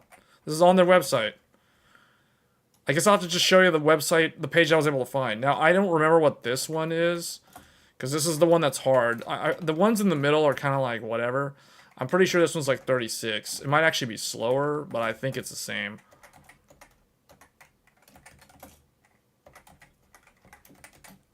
That's 12th gen. I completely forgot about 12th gen. 12th gen has that wonderful 4800 megatransfer as the maximum official spec. So yeah, let me find the, oh man, where is that?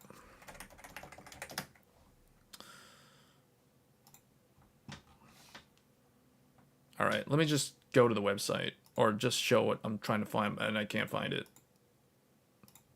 All right, this is what I was trying to find. Like, this is not what I'm looking for. This is not enough info, because they actually give you the full breakdown.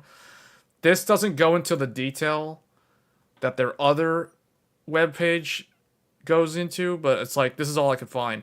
So look, official speed for 12900K. This is all of 12th gen. It's all the same for 12th gen.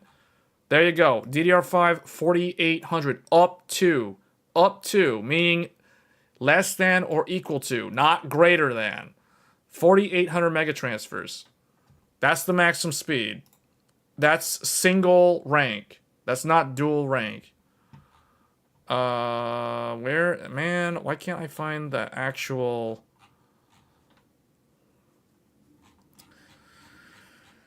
It's so hard to find this on their site. 13th gen, here's the other one that I wanted to show. 13th gen, Raptor Lake Plus is the same. Right there, bam, 56. 5600 is the maximum on that one. 5600.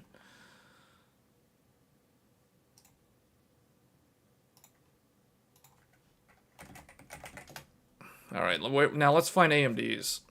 7950X3D.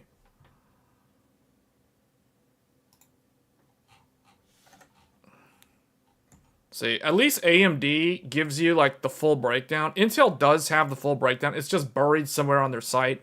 I don't know why it's not listed on the official product page. They only give you like the best case, which is the 32 gigs. Like the weakest one, basically the smallest amount of RAM. So AMD gives you like here's your 32 gigabyte or your 48 gigabyte. Here's 32 or 48 gigabyte if you do 4 sticks. So this one, the total is 64 or 96, but it's 4 sticks of memory. And then this one is what is this? This is 100 and no, this is dual rank. This is 64 gigabyte or 96 gigabyte with 2 sticks. And then here's the worst case. This is the one that everyone always asks me about. This is 128 or 192. 4x 32 or 4x 48. So there it is. Those are the official numbers. And these are the official numbers. Now, I really want to find that page on Intel's website, if I can. Memory. No, not data center stuff.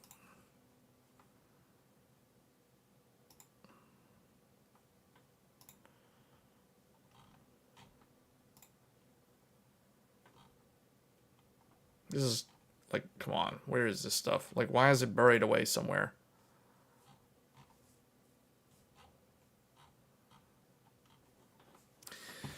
It took me a long time to find it last time. It was so hard to find that I had to bookmark it on my other computer. I can't find it right now. But anyway.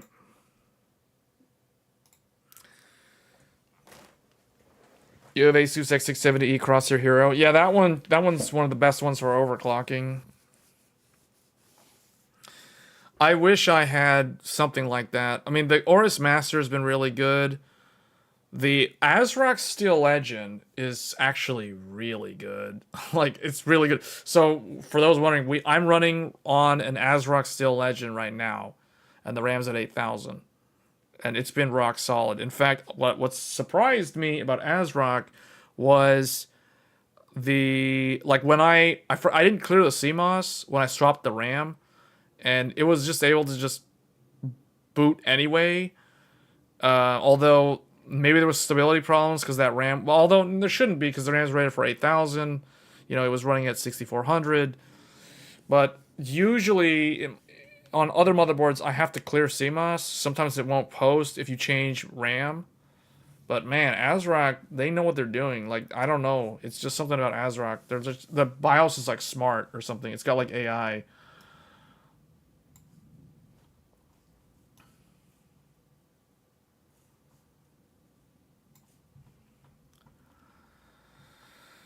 But that's basically it. I'm pretty sure this one, I'm trying to remember what this one is. This one is either 48 or 44.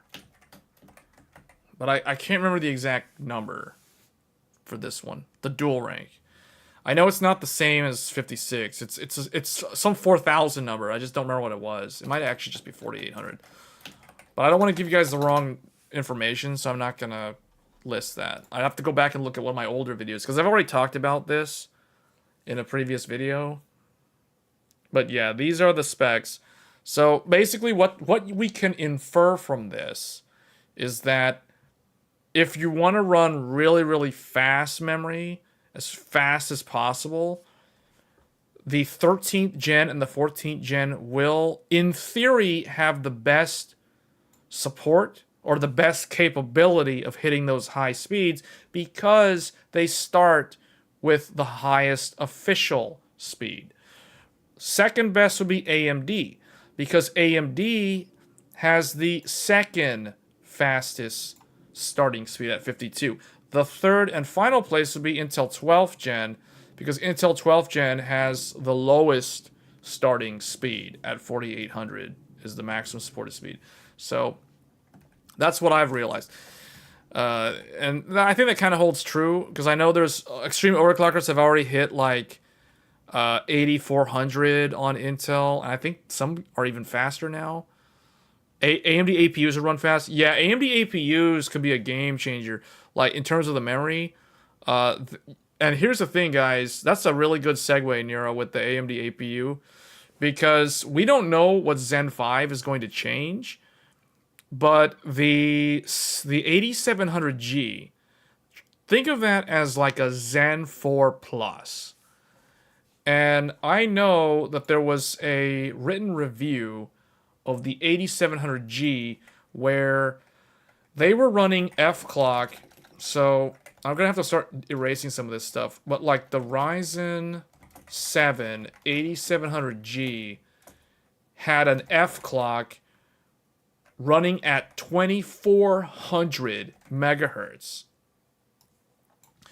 2400 megahertz on F-clock. That's fast. They had it running that fast. Now, do you know what that means? Do you know that that skews the magic number? That really skews the magic number. Because that basically means that if you want to find out what the ideal speed to achieve U clock equals F clock would be, that means you would do 24 times 2 times 2. So, you know, that's, you double to get your M clock. So that's going to be doubled, right? Because remember, you're in Gear 2 mode, you're in that 2-to-1 ratio if you want to run the RAM at the highest speed. So that means you have to double, so that'll be 4800. But then you double again because you're going to do the double data rate calculation, which means that the ideal speed would be DDR5 9600 megatransfers per second. In theory, if with an F clock of 2400, the ideal speed for the DDR5 would be way up there at 9600 megatransfers. So assuming an F clock can run stable at 2400, the ideal speed for DDR5 would be 9600 or 9600 megatransfers. So in terms of DDR5 support, I feel like single rank 1 DPC on a 8700G should be able to hit 9600 megatransfers, which means all the pressure will be on the actual DRAM and I guess the motherboard traces at that point to be able to support that kind of speed. But that'll be the new number to aim for on like a Zen 5 if the F clock actually clocks that high. Now, nobody knows if that's the case. The reason why I'm saying that is because there was a review. I think it was for Hynix. Let me go find it. It was for Linux, I think. Let me see if I can find it. Yeah, for Hynix. Here we go. Was it F clock? Yeah, I think it was this one.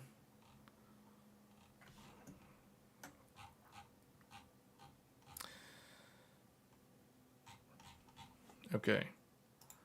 Yeah, this review of the 8700G on Linux. So in this review, they tested it with an ASRock B650 Pro. That isn't even a high-end board. That's like a pretty relatively budget. APUs also don't have to traverse an IO die. Yeah, it's a monolithic design. So that is one thing. So basically what we're talking about here may have nothing to do with Zen 5. So don't treat this as, oh, this is basically how Zen 5 is supposed to be. No, that's not what I'm saying. What I'm saying is that this can kind of give us insight into the possibility of higher F clocks in the future. So if we look at the review in here, they say, for reference, both the 8700G was tested with, I don't say why both. Did they test the other one? For reference, the 8700G was tested with the default of 2 gigahertz F clock and 2.4 gigahertz F clock. See, the fact that they're testing it at that speed is kind of like, whoa, it's going pretty fast. I noticed that. That stood out to me when I read that, which is a recommended optimization by AMD for better performance a bit, not a default change. So it's something, it's basically like when AMD told reviewers during the Zen 4 launch that 6000 DDR5 is a sweet spot because that's the upper limit of the U clock. That's why they said that, to achieve that Gear 1 max speed. So this is kind of like, it's similar recommendation. It's like, hey, you know, try F clock at 2400 because that's kind of like a sweet spot number. I guess it's like the upper limit for the F clock on these monolithic dies. But it's not a default change, which means that's not how it's supposed to run out of the box. It's kind of like, it's an overclock, basically. There was communication initially that it would be a 2400 F clock default in a future Agisa update, but then later said it will stick to 2000, but that 2400 is an option for those wanting better performance. So that's interesting. Even if you get 7000 at a 1-to-1, it really won't mean a performance increase unless the timings get better. Interesting. Yeah, it has more to do with the RAM, but it also, your throughput also can go up though. But yeah, the timings do help. But this is why I'm pointing that out, because I saw that in a review of the 8700G. Because that could be potential. Because if you guys remember, F clock on Zen 3 was 1800. So let's think about this for a second. We're going to have to delete some of this because I have way too much on the screen. So I'm going to get rid of the... I'm going to get rid of the RAM. We're going to get rid of guess that RAM.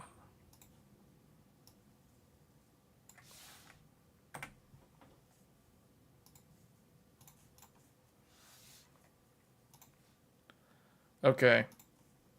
So,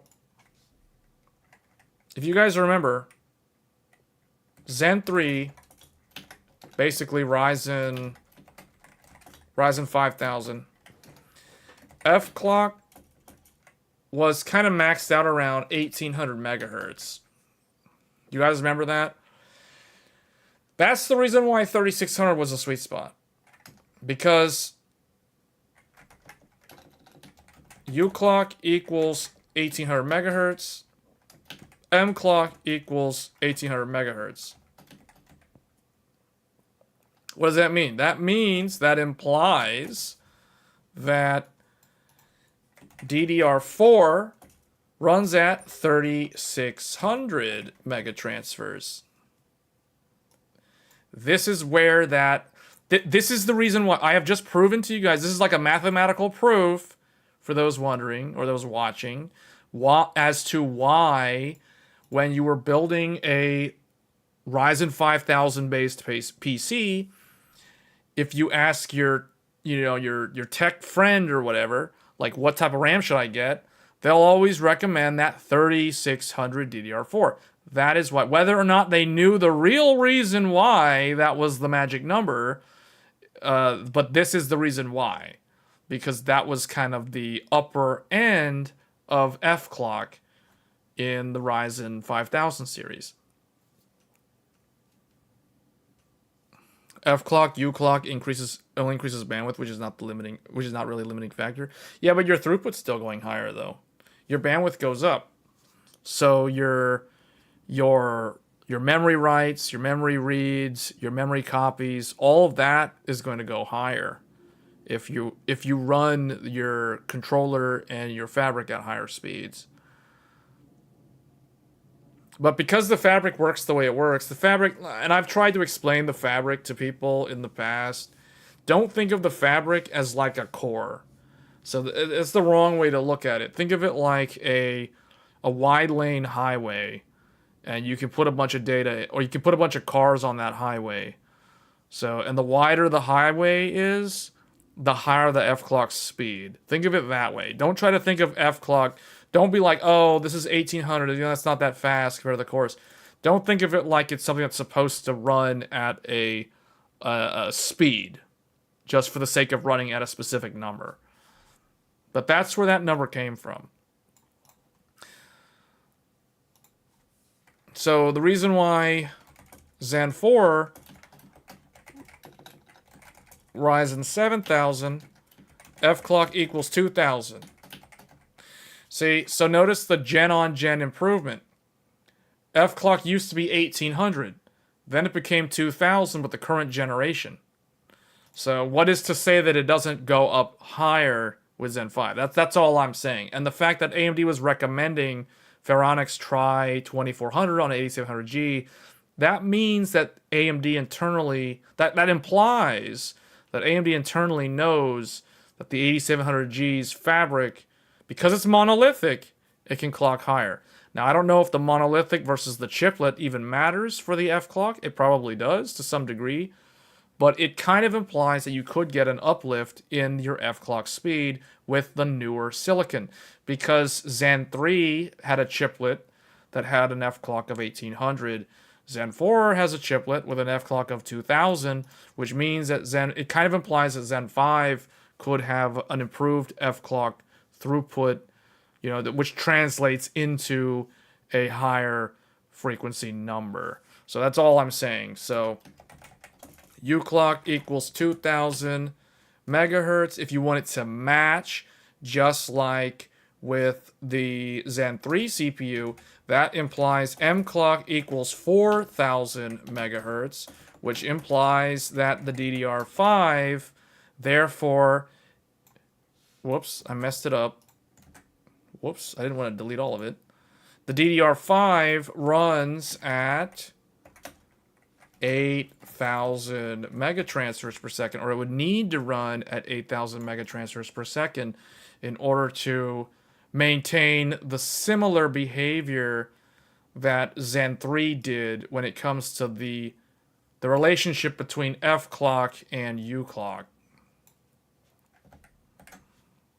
However, this is not the quote-unquote sweet spot number that AMD recommends, because at the time, DDR5, when Zen 4 was being developed and ultimately launched, DDR5 8000 was not readily available. It didn't exist. It was a paper thing. Like, it was all JADA. It was like the standard was written, but there was no physical hardware that could do that speed. So basically what they did was they used 6000 as the sweet spot with a different ratio. Essentially, they used a 1-to-1 ratio between the F clock, or not the F clock. The F clock is still always 2 megahertz or 2000 megahertz. U clock would be 3000 megahertz, and M clock equals 3000 megahertz, which implies 6,000 megatransfers on the DDR5. So the reason why this was the recommendation was because this, basically with Zen 3, the upper limit of the fabric was the number that they led with, because they bound the U clock to the F clock as a synchronous relationship. This time around, it became asynchronous. So in order to achieve the highest performance possible with the best latency, they opted to use the recommendation of the highest stable speed of the memory controller as opposed to the fabric speed. So that is the reason why you hear people recommend 6000 for Ryzen 7000 PCs.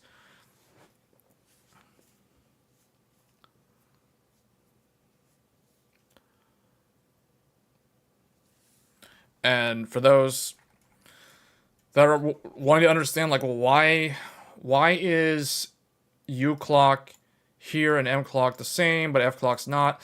This is when U clock and M clock are the same speed. When they are synchronized, we call this 1-to-1 ratio. Also known, you might hear people say gear 1. This is the gear 1. Think of a car transmission. This is driving the car in gear 1. So meaning there is more stress on the U clock. Think of the U clock as the transmission in a car. So when you're driving in Gear 1, you know that the torque is really strong. It has a lot of torque.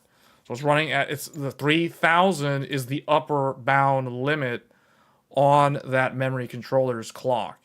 3 gigahertz. That's pretty fast. So this other one is known as 2 to 1 or Gear 2. So now we upshift. We want to go faster on the DRAM, but we can't grind the U clock. We can't burn it out and basically blow out your transmission. So what do? You upshift. So U clock drops to 2 gigahertz.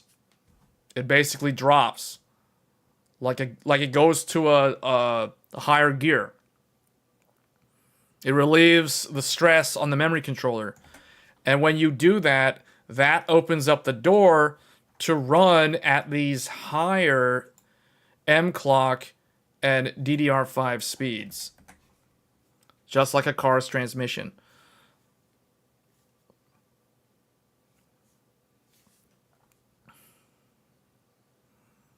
Fun fact, Intel doesn't allow Gear 1 on their CPU. Actually, I think they technically could do Gear 1, but Intel's Gear 1 it basically has to upshift so much sooner that the Gear 1 DDR5 is probably way, way worse than DDR4 performance, that they don't even bother to use it on Intel. That is the reason why Intel only runs in Gear 2 mode. And if Intel needs to upshift, Intel will upshift to something called Gear 4. So it'll basically divide by 4 the ratio. So Ryzen can do Gear 1 and then upshift to Gear 2. So basically, in my mind, I always think of it like AMD has a much higher quality transmission. Like if I'm thinking of it like a car, the AMD transmission is like an Eisen-Warner transmission. It's basically like a Toyota transmission. It's not gonna die. It can run at a really high speed with a lot of torque before you have to upshift, you know, to drop it down into Gear 2 so you can get up to that higher DDR5 speed. So higher memory speed does not equal more performance. In general, it does, though. For a lot of productivity, it does. But yeah, you can do things with the DRAM. So the thing is, with DRAM, you can do things to reduce latency. So yes, it doesn't always translate into better performance. But you know how people are. They're going to be like, big number equals better. People who don't really understand this stuff and don't understand latency, they're just going to think, oh, bigger number is better. So I'm just trying to simplify it for the average person who doesn't really think about things like memory tuning.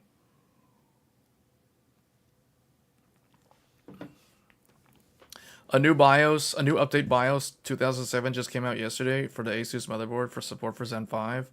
Yeah, they've been coming out a lot recently. Like, in fact, I've been checking the websites. I know MSI has one for the Ace. It's like, now let's start spamming the different sites to see, like, who has what. I'm gonna spam all the sites now and see. X670E, Tai Chi. Let's do all the flagships. All the flagships. I'm gonna spam all the flagship boards. Alright, let's do this. Okay.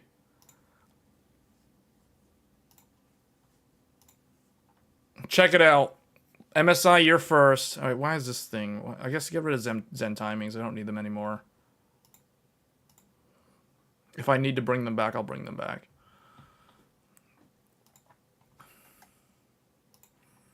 Alright, first flagship. Let's see. Uh-oh. Uh-oh, what's this? What's this? A GISA 1170 patch 8 updated for next gen CPU. Uh-oh, there's Zen 5 support in this beta BIOS for the Meg Ace. It's there as of 2 days ago. It's out. It's out there in the wild. Crosshair Hero, let's see. The Crosshair Hero from Asus. Let's see, do they have it? Oh man, it's I think they all have them now. Update Agisa 1170 patch A to support next generation AMD Ryzen processors. Oh, the Crosshair Hero's got the support. Asus has it, MSI has it. Let's see if ASRock has it.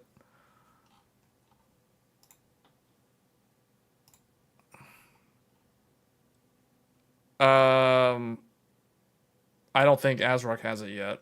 Update, at least the Taichi doesn't. Update Agisa 110. Then no, that doesn't have it. So ASRock doesn't have it yet, but MSI and Asus do. Let's check Aorus. Let's check Gigabyte. Come on, I need to have at least one of my motherboards have this thing. What? Okay, Gigabyte doesn't have it. What? The two brands that I don't have it. And the two brands that I do have don't have it. It's going to start rolling out, though. Your ASRock doesn't have it yet. I don't think any ASRock has it. You can keep it at 1.1. Get the timings real low. Get better performance than using Gear 2 at higher M clock. Does it perform better for productivity, though? Because I know like compression, decompression benchmarks and that kind of stuff, that definitely scales with the higher speed, the higher bandwidth. It's not wholly true for gaming. Yeah, gaming is very application specific though. Yeah, these looks like Gigabyte and ASRock don't have it, but MSI and Asus do have it.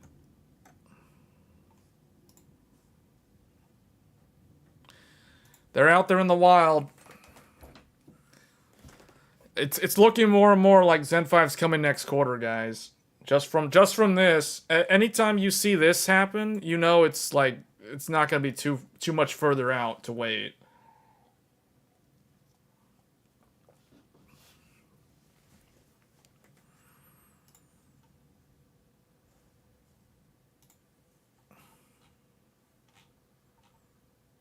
Yeah, this thing comes with a Gen 5 cooler with a... Wow.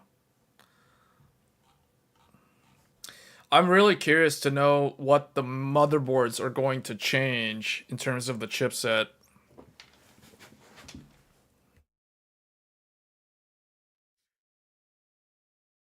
In terms of the things like USB 4 support, because USB 4 / Thunderbolt 3 / Thunderbolt 4 has been a huge mess.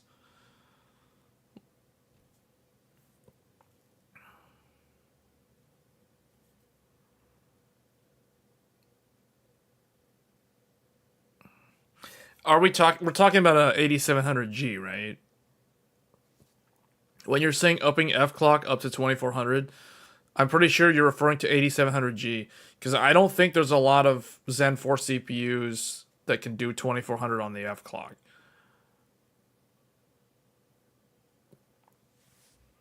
And also 6400 Gear 1 is actually not that easy to do. Neither one of my Ryzen chips can do that. I have not tested 7800X3D. What I can tell you is my 7950X and my 7950X3D, they cannot do 6400 Gear 1. They can do probably 6200, but not 6400. I know for a fact the 7950X can't do it. I don't know about the X3. I don't think I've tested the X3D enough to test what's the upper bound on Gear 1. But yeah, man, Zen 5 is going to be interesting to see what happens like with memory. I want to see how the boards, like, I want to see how MSI, ASRock, Asus, Gigabyte, and AMD tackle the challenge of 4 sticks dual rank. I want to see how they're going to handle that, because I've made so many videos on that topic alone, and I've got so many comments of people asking me how to do that. Like, apparently there's a demand. I know it's a niche demand, but there's enough people out there that keep clamoring about like how to run high speed 4 sticks, high density. It's more about high density than anything else, and speeds that are not JDAC.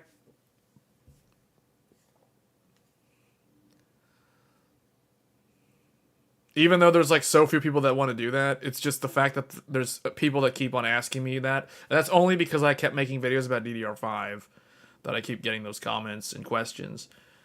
But I want to see like I want to see what this whole thing about USB 4 on as media is about, and any changes to the chipset lane allocation. So, like here, let's go back into Paint again.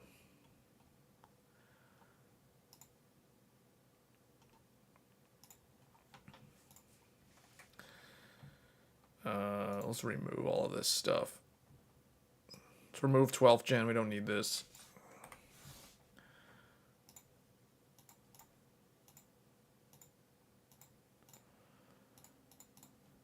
So, like X670E has 24 lanes of PCIe 5. It has 12 lanes of PCIe 4. It has 8 lanes of PCIe 3, 3//SATA 3. They're shared, so it's either or. And there's like a ton of USB. There's like so much USB that isn't even worth trying to figure out like what USB port counts it has. So this is the existing chipset. So I don't know what they're going to do with the new one. Like I don't even know. My guess is, or what I hope they do, I'm not saying they should do this, but what I'm hoping that they do is, I'm just going to remove all of this stuff. It's not needed.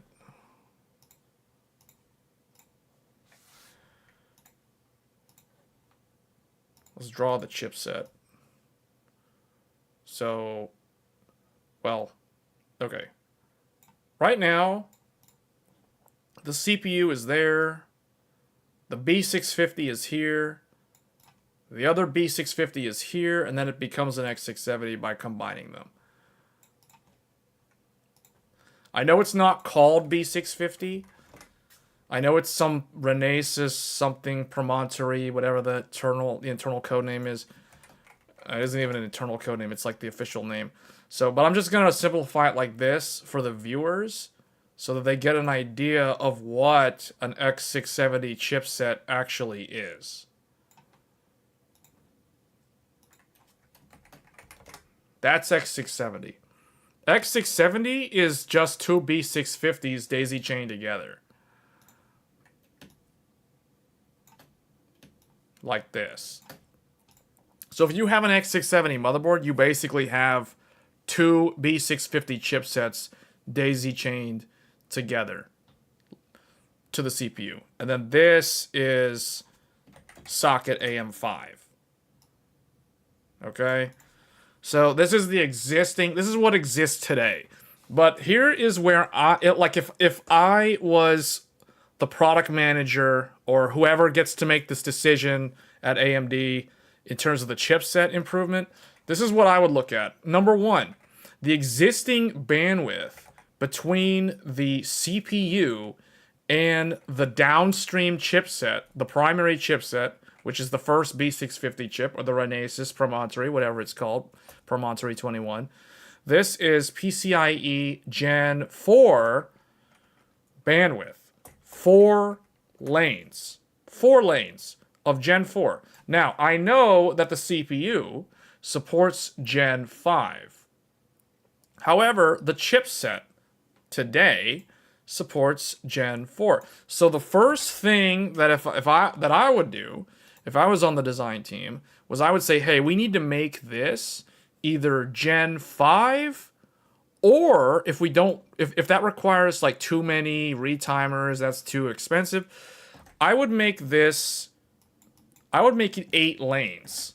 I would double the lane count to X8 if it needs to stay at PCI Gen 4 for whatever reason. So whichever one is more cost effective, like is it cheaper to do 8 lanes PCI 4 versus 4 lanes PCI 5. I don't know. I don't know like what the price of PCI 5 is, but that's what I would say. That is number one. That's the number one area to improve, because this is kind of the bottleneck right now for the chipset. It's not a true bottleneck, but it can potentially be a bottleneck, because you have to remember that the primary chipset has 4 lanes. It has PCIe 4x4, and then it has the secondary one has PCIe 4x8.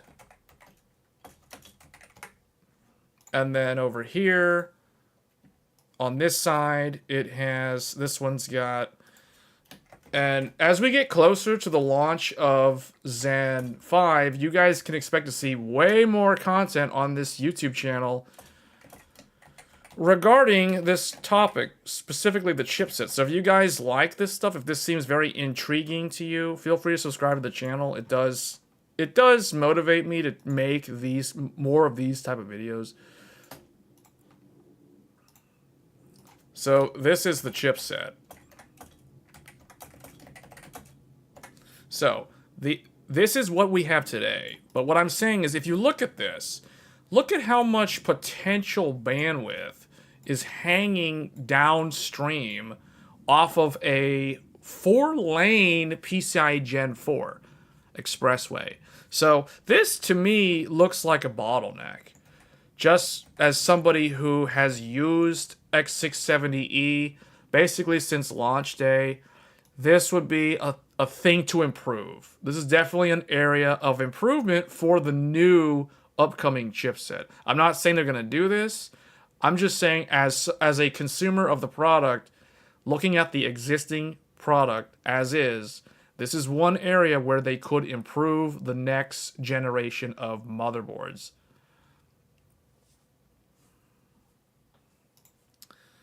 So that's number one that they could improve. Number two is they could add, let me write that down. Possible, let's just say possible. Man, this part of this live stream might turn into its own like clipped video. Possible improvements for new Zen 5 chipset, or I guess Zen 5 accompanying chipset. Yeah, I don't know what it's called. I don't know if it's going to be X870E or X870 or X770, whatever the name. I don't know the name, so I'm just going to say accompanying chipset.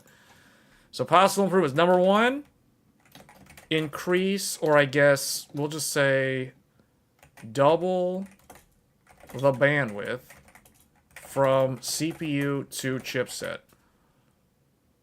Basically double the bandwidth. Make it X8 Gen 4 or PCI 5 Gen 4, 4 lanes of Gen 5. Number two, USB 4 native support from the CPU. That's something that already exists in AMD's mobile processors. So I don't know if they're going to do this on desktop. They don't have to do this on desktop because ASMedia makes the ASM 4242 chipset for USB 4 today. So what I can totally see happening on desktop is, rather than have the CPU dedicate lanes to USB 4, they can, which would be nice if it did, but they don't have to do that as far as I'm concerned. They could leverage, the motherboard manufacturers could leverage the ASMedia, the ASM 4242. So either this or ASM 4242 on select motherboards. So that could be like number two. So double bandwidth from the CPU to the chipset. Number two, USB 4 native on CPU, or from a chipset, basically an ASMedia. Or I guess let's just do on CPU, whatever. So those are two things that I could see them doing. Possibly go with unified single large chipset for the premium motherboards. So this is another one. Basically, instead of doing daisy-chained budget chipsets, which is basically what they did two B650s combined and call it X670. They could do like one big one again, although I don't know if they have to. I actually think this is fine, to be honest. There were some issues with some select motherboards at launch that were resolved via BIOS updates. I had to report like one bug to Gigabyte with AverMedia not working when waking from sleep.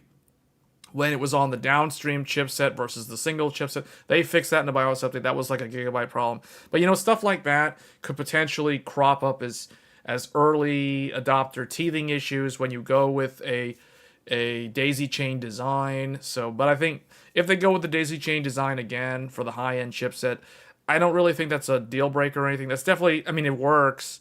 They've proven that it works. And it's funnily enough, it's actually scalable. So you could actually put a third chipset on there and, you know, daisy chain another one. But that just means that you have more redrivers and stuff. So that's just going to drive the cost of the motherboard up, which could eliminate any sort of cost savings of going with a daisy-chained approach.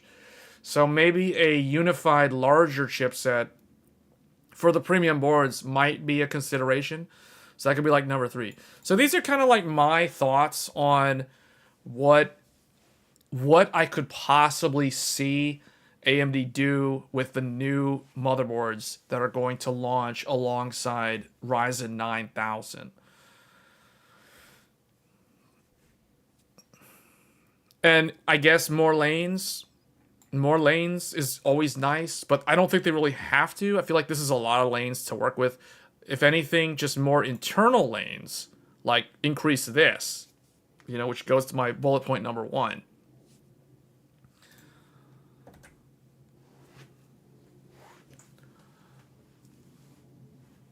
Non-X3D can push 2400.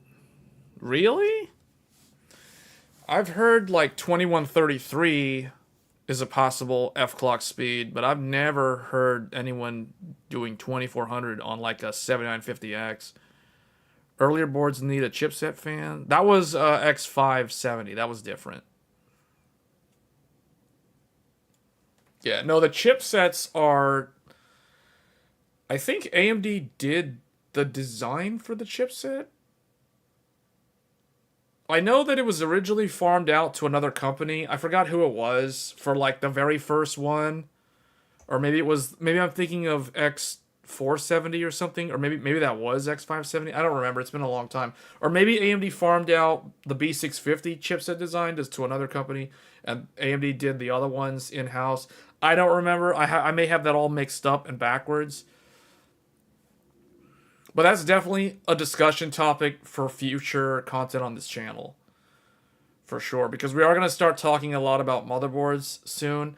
I know right now I'm kind of doing a lot of content regarding DDR5 memory. Soon I'm going to shift focus and start talking about motherboards. Right around the time that Computech starts taking place, when we start getting more announcements from the motherboard manufacturers, that's when I'm going to start talking about motherboards. For those that are thinking about doing a new build this summer, you'll definitely want to pay attention to that content if you want to choose the motherboard, because I've always said this before, choosing a motherboard it's like that's one of the most important things you can decide on when you're doing a build, because the CPU, the GPU, the RAM, that stuff can be upgraded over time. It can be swapped. The motherboard determines what you can and cannot do with your PC from a functional standpoint for the entire life of that build. You know, like, can you run X4? Do you have access to Thunderbolt? Does that even matter? Do you have access to an X8 slot for like a dual NVMe add-in card? You know, things like that. No one really thinks too much about that. If they're just going to build a plain Jane gaming PC with a bunch of RGB, then pretty much I think like all the motherboards have you covered. But if you want to do more than that, like if you want to actually do work, if you want to do workstation-like tasks with the PC, The motherboard actually is one of the most important decisions when it comes to choosing what you're actually going to buy for that build. So there's going to be a lot of content on motherboards in the future, because that's actually one of the more important things as far as I'm concerned. You know, like some people might think something else is more important, like the color of the fans or the RGB or the actual case. So, and those things matter too, but I feel like the motherboard is basically the enabler. It enables you to do things with the PC. So, depending on the motherboard, you may or may not be able to do certain things. Because that determines, you know, like max overclock on the memory, stuff like that. It definitely plays a role into that, especially if you're starting to run multiple sticks of memory, like 2 DPC configurations. So, that's another thing too. Like, I guess number 4, my last thing, and then I'll probably end the stream. 4 is better 2 DPC, 2, or it doesn't really matter the rank, 2 DPC speeds? Possibly. I mean, it's not too much to ask, considering how Zen 2 and Zen 3 vastly improved DDR4 speeds on Ryzen compared to Zen 1 and Zen Plus. So that's going to be it for the stream. I think this covered up most of what I wanted to talk about. Are you guys planning on doing a new build soon or an upgrade? If so, what are you using right now? Like, are you guys on DDR4? Are you guys on DDR3? I mean, there's still people out there on DDR3, believe it or not. Still a lot of people on ancient DDR3 systems that are more than 10 years old.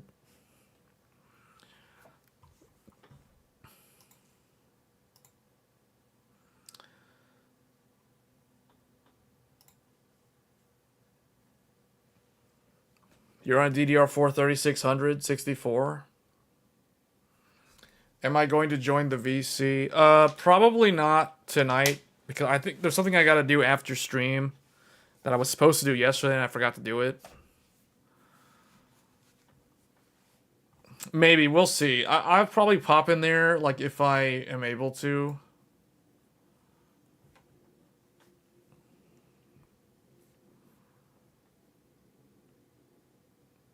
Yeah, DDR4 3600. So I am assuming, Nero, that you're on Zen 2 or 3. If you're running DDR4 30, anytime someone tells me they're running DDR4 3600, I just assume that they're on Zen 2 or Zen 3. Because you could be on Intel, like you could be running 10th gen or something and be at 3600. But usually the people that are on Intel that are on DDR4 are running like 3200 for some reason. I don't know why. They're probably using like a pre-built or something. That's usually what my initial assumption is. 5700X. Okay. Yeah, so you're the person that could benefit from the upgrade. So I'm thinking like obviously anyone who's on DDR3, if they upgrade in the summer, like that's complete night and day difference. But if someone's on DDR4, depending on how recent their DDR4 is, because keep in mind, someone could be on DDR4, but they could be on like a 14th gen Intel CPU with DDR4. So, which is like the last DDR4 chip. Like after this, Intel is also going to move to exclusive DDR5 memory controllers, just like AMD. DDR4 2666. Man, that sounds like Royal DDR4 2666 sounds like either laptop memory or like that sounds like either X79 or no, not X79, X99 Haswell E. Haswell E does 2666 like an HEDT Intel, or that could also be like Skylake. Skylake was DDR4, so like a 6700K. I mean, Zen 1 Like Ryzen 7 1800X, that easily did 2666. Most people on that platform are running like 2933 though. The only upgrade you would consider is the next AM5 chipset on Zen 5. Oh yeah, totally. I would do the same thing. Like if and that's why I'm going to do all this content on the motherboards because if I mean, I'm just putting myself in the shoes of someone who would be on DDR4 today. Like if I was thinking of upgrading, I would only consider the new chipset from AMD. I would not buy I wouldn't buy X670 or B650. If I was going to do a brand new build and I have to get DDR5, yeah, I'm going to the newest chipset because it'll have better signal integrity, most likely, due to the learning curve of DDR5 on the first edition motherboards. So obviously I would go with the newest chipset. Yeah, like I would do the same thing. I wouldn't consider the older ones. The older ones are not that bad though. Like I'm surprised X670 in particular has aged pretty well. It's actually aged better than Z690. Like Z790, I've been told is significantly better with DDR5 than Z690 was. But X670, it's with all the BIOS updates, it's pretty solid. Like it's pretty much the same as Z790.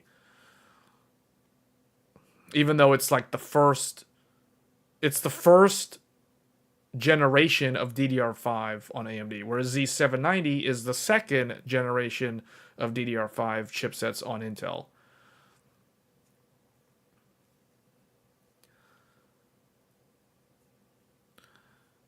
X3D anything is a pipe dream.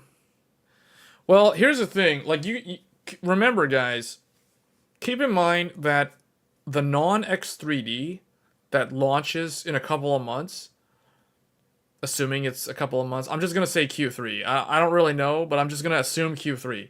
Anytime in Q3. Doesn't really matter. It could be July 1st. It could be September 30th, for all we know. The point I'm making is whatever Zen 5 launches in the next quarter should be faster across the board than Zen 4 X3D. Except for maybe some minute corner cases, but I don't even think that's the case. I think that it'll basically be a clear win across the board against X3D Zen 4 in everything. Because, case in point, compare the 7700X to the 5800X3D. The 7700X beats the 5800X3D in almost everything except some very few games that for some reason scale so well with that extra cache. But in most modern games, in most games in general, the 7700X is still faster than the 5800X 3D.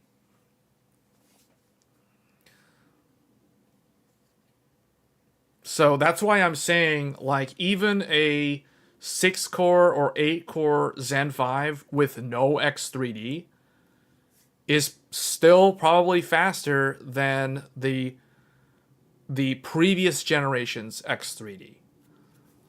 So keep that in mind. So I wouldn't worry too much about that unless you're okay with waiting around until, whenever AMD decides to announce for the X3D Zen 5. But I don't know when that is. I have no idea. Like, for me, unless AMD just, like, goes hardcore and all in and just launches, like, all the X3D with the non-X3 at the same time, which I don't think they're going to do that. I don't think it makes sense for them to do that. I think we can expect no X3D this year for Zen 5. I'm expecting X3D early first half of next year. Maybe the very, very end of this year. Like, I'm saying, when I say very, very end, I mean like December. Maybe in December at the earliest. But I have no idea what they're going to do. And the reason why I think that it makes sense for them to do that is because they don't know exactly what Intel will launch, We do know that Intel will launch 15th gen this year, guaranteed. It's going to come out. So that's the reason why I told people don't buy 14th gen. You're wasting your money. The only people you're going to have buyer's remorse. If you're an Intel fanboy, you're just going to have terrible buyer's remorse once 15th gen shows up, knowing that you wasted all that money on 14th gen. You basically bought a space heater earlier in the year when you could have waited. You know, it's the same people who bought 3090 Ti and then the 4090 came out like a couple months later. You know, like, don't be that guy or gal who does that. Don't be that guy. You know, like, don't buy 14th gen. Like, regardless of what your opinion is on AMD, if you're an Intel fanboy, don't buy 14th gen. I'm literally trying to help you by saying that. You're doing yourself a disservice because you don't know what 15th gen is going to do, and neither does AMD. So that goes back to my original point. I think what AMD is going to do is they're going to launch Zen 5, then a few months later, like in Q4, Intel's going to launch Alder Lake Arrow Lake S. Basically, 15th gen Intel Core Ultra is going to launch sometime in Q4. When they do that, depending on what Intel does, AMD can counter with the X3D. So that's why they're probably going to hold X3D back. I don't think they're just going to go like all in, you know. They could. I mean, the thing is, like, if they do that and then it's like, that means that Intel could reserve like an SK or a KS SKU and just like overclock it out the wazoo just to make sure it can like reach parity with the Zen 5 X3D in gaming or whatever, you know. So that's why there's risk involved with doing that. So I feel like it's better to, it's like playing poker. Like, you're not going to reveal your whole hand before it's your opponent's turn to do something. So it's, or not poker, it's like playing chess. You know, you got to make your moves strategically. You're not just going to like show your whole strategy, like, here's my whole plan to checkmate you, and then they're going to be able to react. So no, I don't expect X3D to come out before Intel's 15th gen. CES reveal for Zen. Yeah, possibly. Yeah, they could do that. 40% IPC is only the rumor for integer performance, not floating point. So it's not gonna be 40% for everything. That's the wrong mindset to have. 40%, that rumor is regarding integer performance specifically, not floating point performance. So it's going to be a blended mix. It's not going to be 40%. That's way wrong. That's way too optimistic. More like 30 to 50 in games. X3D is crazy in games, beating the... Yeah, X3D is, in general, X3D is the most reliable gaming solution. Let's put it that way. Like, it's good. And here's the thing. Like, a lot of people, for some reason, like, here, I'll just use this as an example, because I'm using this right now. The 7950 X3D. For some reason, I don't know why people... Maybe it's because this is a very expensive CPU. Like, in fact, this is probably the most expensive consumer, unless the 14900KS is like the same price as this, or maybe they're priced the same. The 7950 X3D is actually the best AMD processor right now. It's better than this thing, the 7950X, which all the crypto miners are looking for right now, strangely enough. So, or not strangely enough. But here's the thing, like, if I was going to build a power user content creation / gaming all-in-one PC, I would go with this. I would go with this over this, hands down, because I have tested both of them. And what I can tell you is, in productivity, like video rendering, the X3D is only like 1 to 2% slower at rendering videos than the non-X3D. But when it comes to gaming, the X3D Ryzen 9 is so much faster than the 7950X that it's no comparison. Like it's so much faster. It's like it's a joke. Like I wouldn't even consider 7950X if I knew this was like if this existed at the time. So that being said, I still am planning to upgrade my 7950X to a Zen 5 CPU. So I plan to do like a drop-in socket upgrade. But I will keep this around until there's an X3D upgrade path for it, because I don't really think, unless Zen 5 with no X3D is just like crazy fast in gaming, that it's better than this. Although it might be a little bit better than this. I don't think it's gonna be like worlds apart better than this. But yeah, what I plan to do is I'll have Zen 5 as the streaming PC, and the X3D will continue to be the benchmark PC for the videos that are focused on like GPU, memory stuff, that kind of thing. Although, having said that, that might not be the case, because Zen 5 might actually be the better one for memory overclocking, and possibly gaming performance will be better. So I may have to have the roles reversed. So, because technically I don't need the fastest CPU for streaming, now that I think about it. So, but I do plan on keeping the 750X 3D. I'm not sure what's going to happen with this thing. Maybe I'll mine crypto on it or something. I don't really know. But apparently, according to the crypto market, like Ryzen 9, 750X, 7900X, and 7900X 3D, for some reason, all of those CPUs are in high demand for crypto. So my biggest fear is that when Zen 5 comes out, we're going to be battling, anyone who wants to upgrade is going to be stuck battling scalpers and bots and crypto bros and all the stuff that we had to deal with back in 2021. It's going to feel like that for those that are trying to get a Ryzen CPU at launch. So I hope that's not the case, but what I can tell you guys is Micro Center is constantly out of stock of the 7950X because of crypto bros. So the good news is it's sparing the GPU market, because if crypto decides to turn the eye of Sauron at the gamers and gobble up all the GPUs, then we'll have a real problem again. Because the second half of this year is going to see a lot of GPU launches.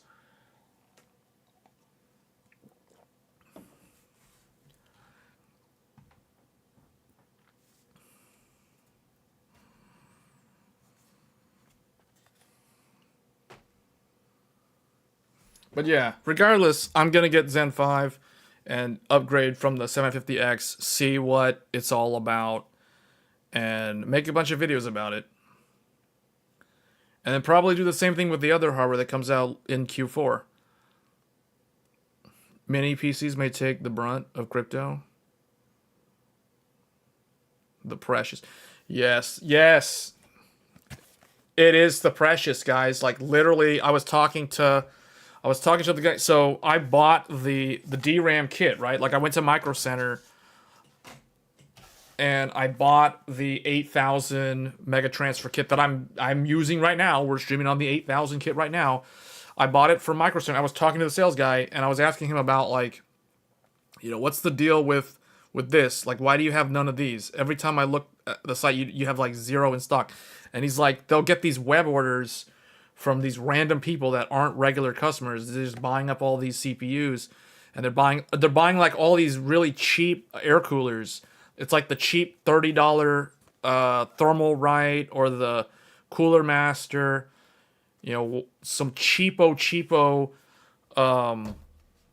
air cooler. They're just gonna stick them on the Ryzen and just mine crypto with it. And he was telling me, like, one guy told him that he was making like $351 off of his CPU rig in a month.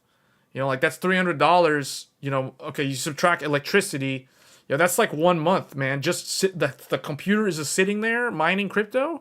Like, what? That's like free money. So, wow, I mean, the ROI, because the CPU is like, what, 400, 500, 520 bucks or something? Oh, that's going to drive the prices up. So, man, crazy. What GPU? I've got a lot. I've got a lot of GPUs. You can see there's GPUs behind me right there. There's a bunch of Radeon cards over there. Here, I've got 7900 XTX. I've got 7900 XT. I've got 6950 XT. I mean, if you're subscribed to the channel, or if you want to check out some of the videos I did, you'll see the GPUs. I mean, I've got quite a few. Why crypto miners keep switching hardware in 3-4 years? It's all about the algorithms. It's the algorithms. Here, let me go get the box. I'll show you the GPU real quick. Hold on.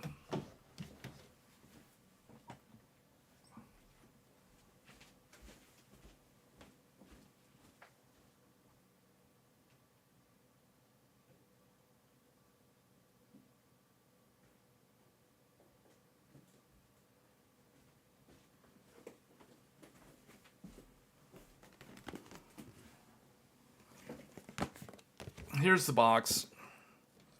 So it is the 7900 XTX from Sapphire. This is the Sapphire Nitro, is the one that I've got. That's the main one. That's the main GPU. But I've got more than one. I've got the Intel Arc A770. The box, you can probably barely see it. It's like back there somewhere. And then there's like a bunch of other ones up here. A bunch of like similar cards.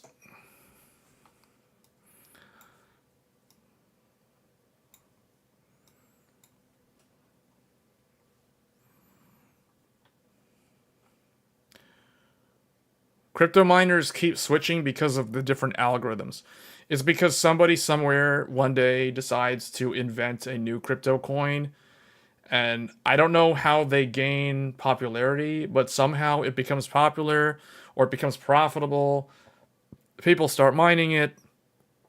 It really takes off. And then what the people who mine it usually do is they either convert the crypto that they mined either into Bitcoin or either into their local currency. And that's how they get their money. That's how they're making money off of the crypto. So this time, if you guys remember, back in 2021, it was all about mining on RTX 30 series.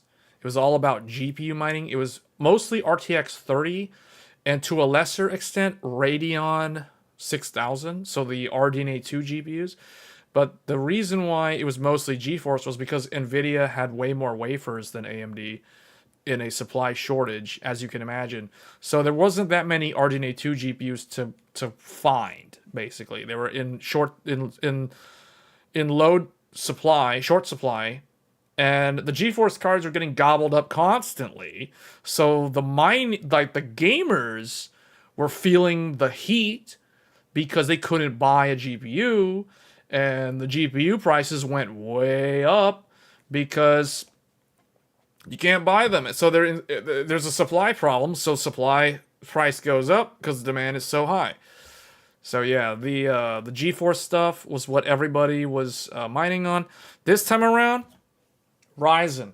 Ryzen's where it's at. If you want to make money from crypto, unless you're just like trading crypto, which is like pretty much how like everybody who does anything with crypto does it. But like if you want to actually just create the currency, it's all about Ryzen's, from what I've been told. Like, Ryzen's the name of the game. Like, I was like, man, how come no one mines on Intel?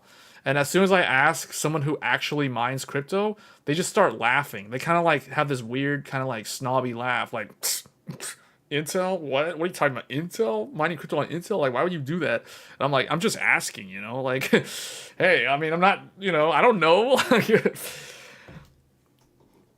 Don't get all like, mad at me because I'm asking if I can mine crypto on Intel. I mean, what's wrong with Intel? And they're like, it's trash at mining. I mean, like, so it's like it's not profitable, whatever. Like, okay. So, yeah, it has to do with AMD's superior what is it called? Encryption. Encryption, decryption. You guys remember, like, when people do, like, those AES, those SHA benchmarks? When they do CPU benchmarks and they show you the encryption, the decryption, the compression, the decompression, like the 7-zip benchmarks. That's where that when those benchmarks are shown, it shows that AMD is significantly better in that workload. And that kind of workload is basically what crypto is all about.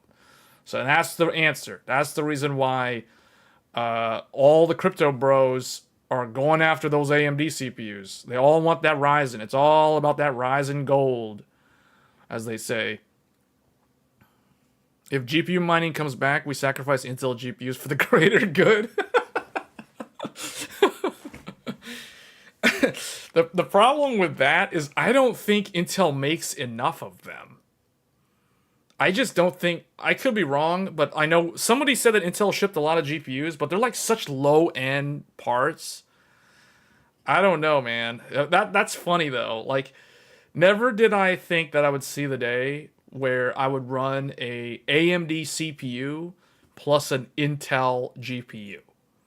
But here I am today running a 24-core, 48-thread Threadripper with an Intel A770 as the graphics card, or as one of the graphics cards. So you have big boy HEDT AMD Threadripper, and you have little boy Intel A770. You got Junior over there, you know, the Squire. You basically have the little Squire over there following the big Threadripper chip around.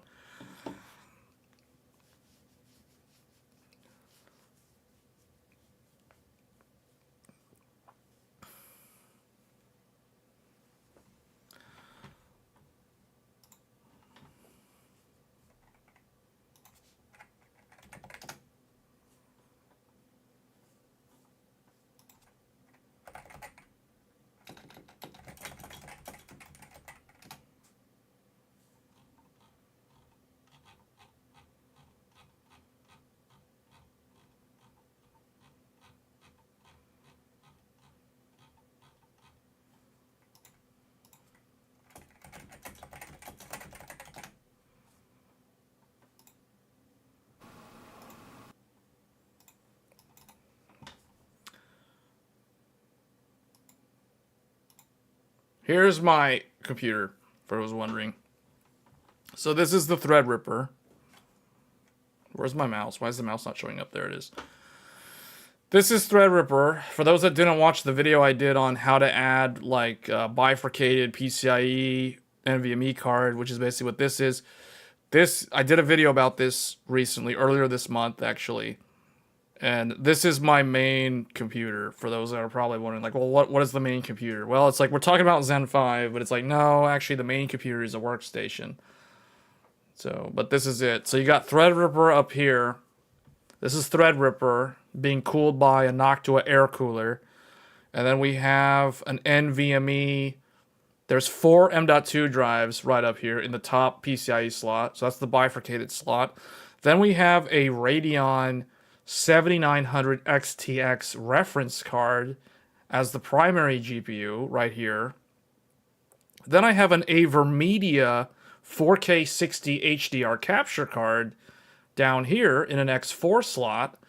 And then right there at the very bottom is the Intel Arc A770 in the last PCIe slot, which happens to be an X16 Gen 4 slot.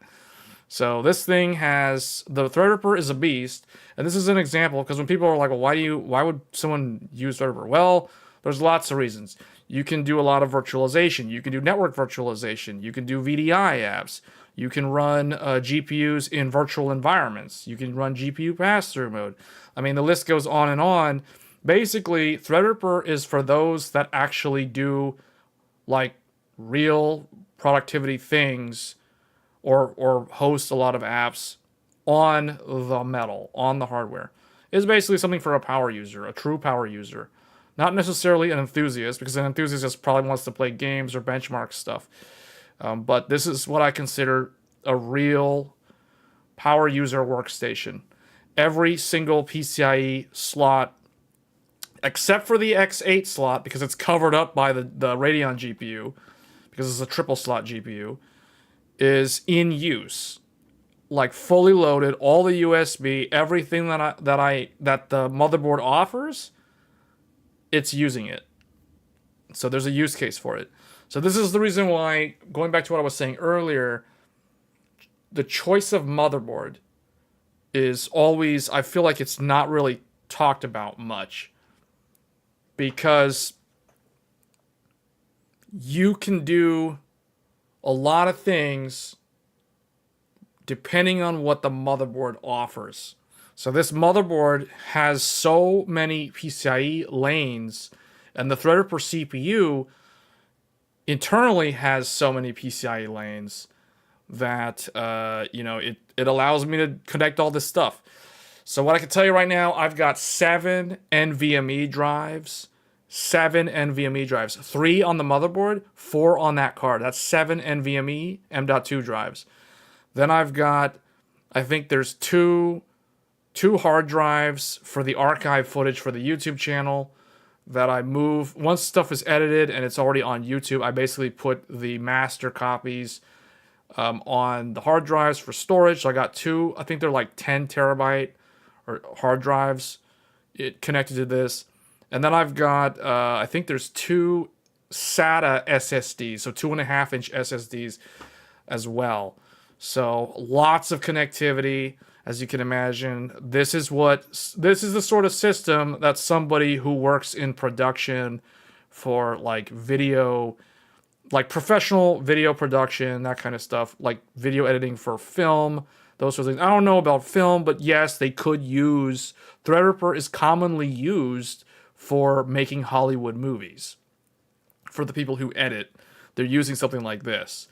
So that's an example of like what Threadripper is for. Because I get the question often like, well, what is Threadripper for? Like, can you play games on it? The answer is yes, you can play games on it. I mean, it's not really that different from gaming on a 7950X, believe it or not. It is very similar to game on the Threadripper as a 7050X. It's a little bit slower, and the only reason why Threadripper is a little bit slower than Zen 4 desktop is because it doesn't clock as fast. The boost clock on Threadripper is not as high as it is on a 7950X. That's the only reason why it's a little bit slower. But other than that, I'm running 4 sticks of memory of RDIMM ECC error-corrected memory with 128 gig total capacity across 4 DIMMs. So and it's very, very easy to do on Threadripper. It's not easy to do on Ryzen or Intel because you're running 2D PC. Threadripper has 4 memory channels. So basically, like I always tell people, 4 sticks of memory on Threadripper is like running 2 sticks of memory on AMD and Intel. So it's easier. It's no different from running like 2 sticks of memory on Intel or AMD. So because every single memory socket on the motherboard is its own channel. That's why it's so easy to run like 6400 at 128 gig capacity on Threadripper. It's like, it's no brainer. You put it in, you turn on, it just goes. Like everything just works. This is professional stuff. Like, it works. There's none of this, like, oh, it doesn't work. Is it going to work? No, you don't question it. It just works. See, that's how it is in the professional environment. So, anyway, guys, thought I would share that because I know there's a lot of people probably curious about upgrades later this summer. Just wanted to give you guys an idea to think about the motherboard, because the motherboard makes or breaks the build, ultimately, in terms of capability. So, with that said, I'm probably going to go ahead and end the stream. Oh, that's crazy. The only thing missing is 4090. The 4090 won't fit. The 4090 just won't fit because the GPU is too fat. I can't get it in there. Not enough space. So, otherwise I would put one in there, but it's like, nah, it won't fit because I've got too many things in here. So XTX it is. So anyway, guys, that's going to be it for the stream. Thank you all for watching and tuning in. I think this one was a very interesting one. There was a lot of... I think this was probably the definitive one on DDR5. Let's put it that way. So I will probably be back next week. For those that are new, those that just subscribed during this session, I do weekly live streams every Thursdays. And sometimes I do weekend streams like this, but this is not guaranteed. This is kind of just based off of my availability. But I do a weekly live stream every Thursday around the same time. So if you're subscribed to the channel, if you hit the notification, you'll get notified when I'm going live, as well as any kind of how-to videos, guides, that sort of thing. But I hope you guys like the content, and I will catch you guys next week with the next episode of This Week in Tech. So until then, take care, and I will catch you guys in the next one. Thanks.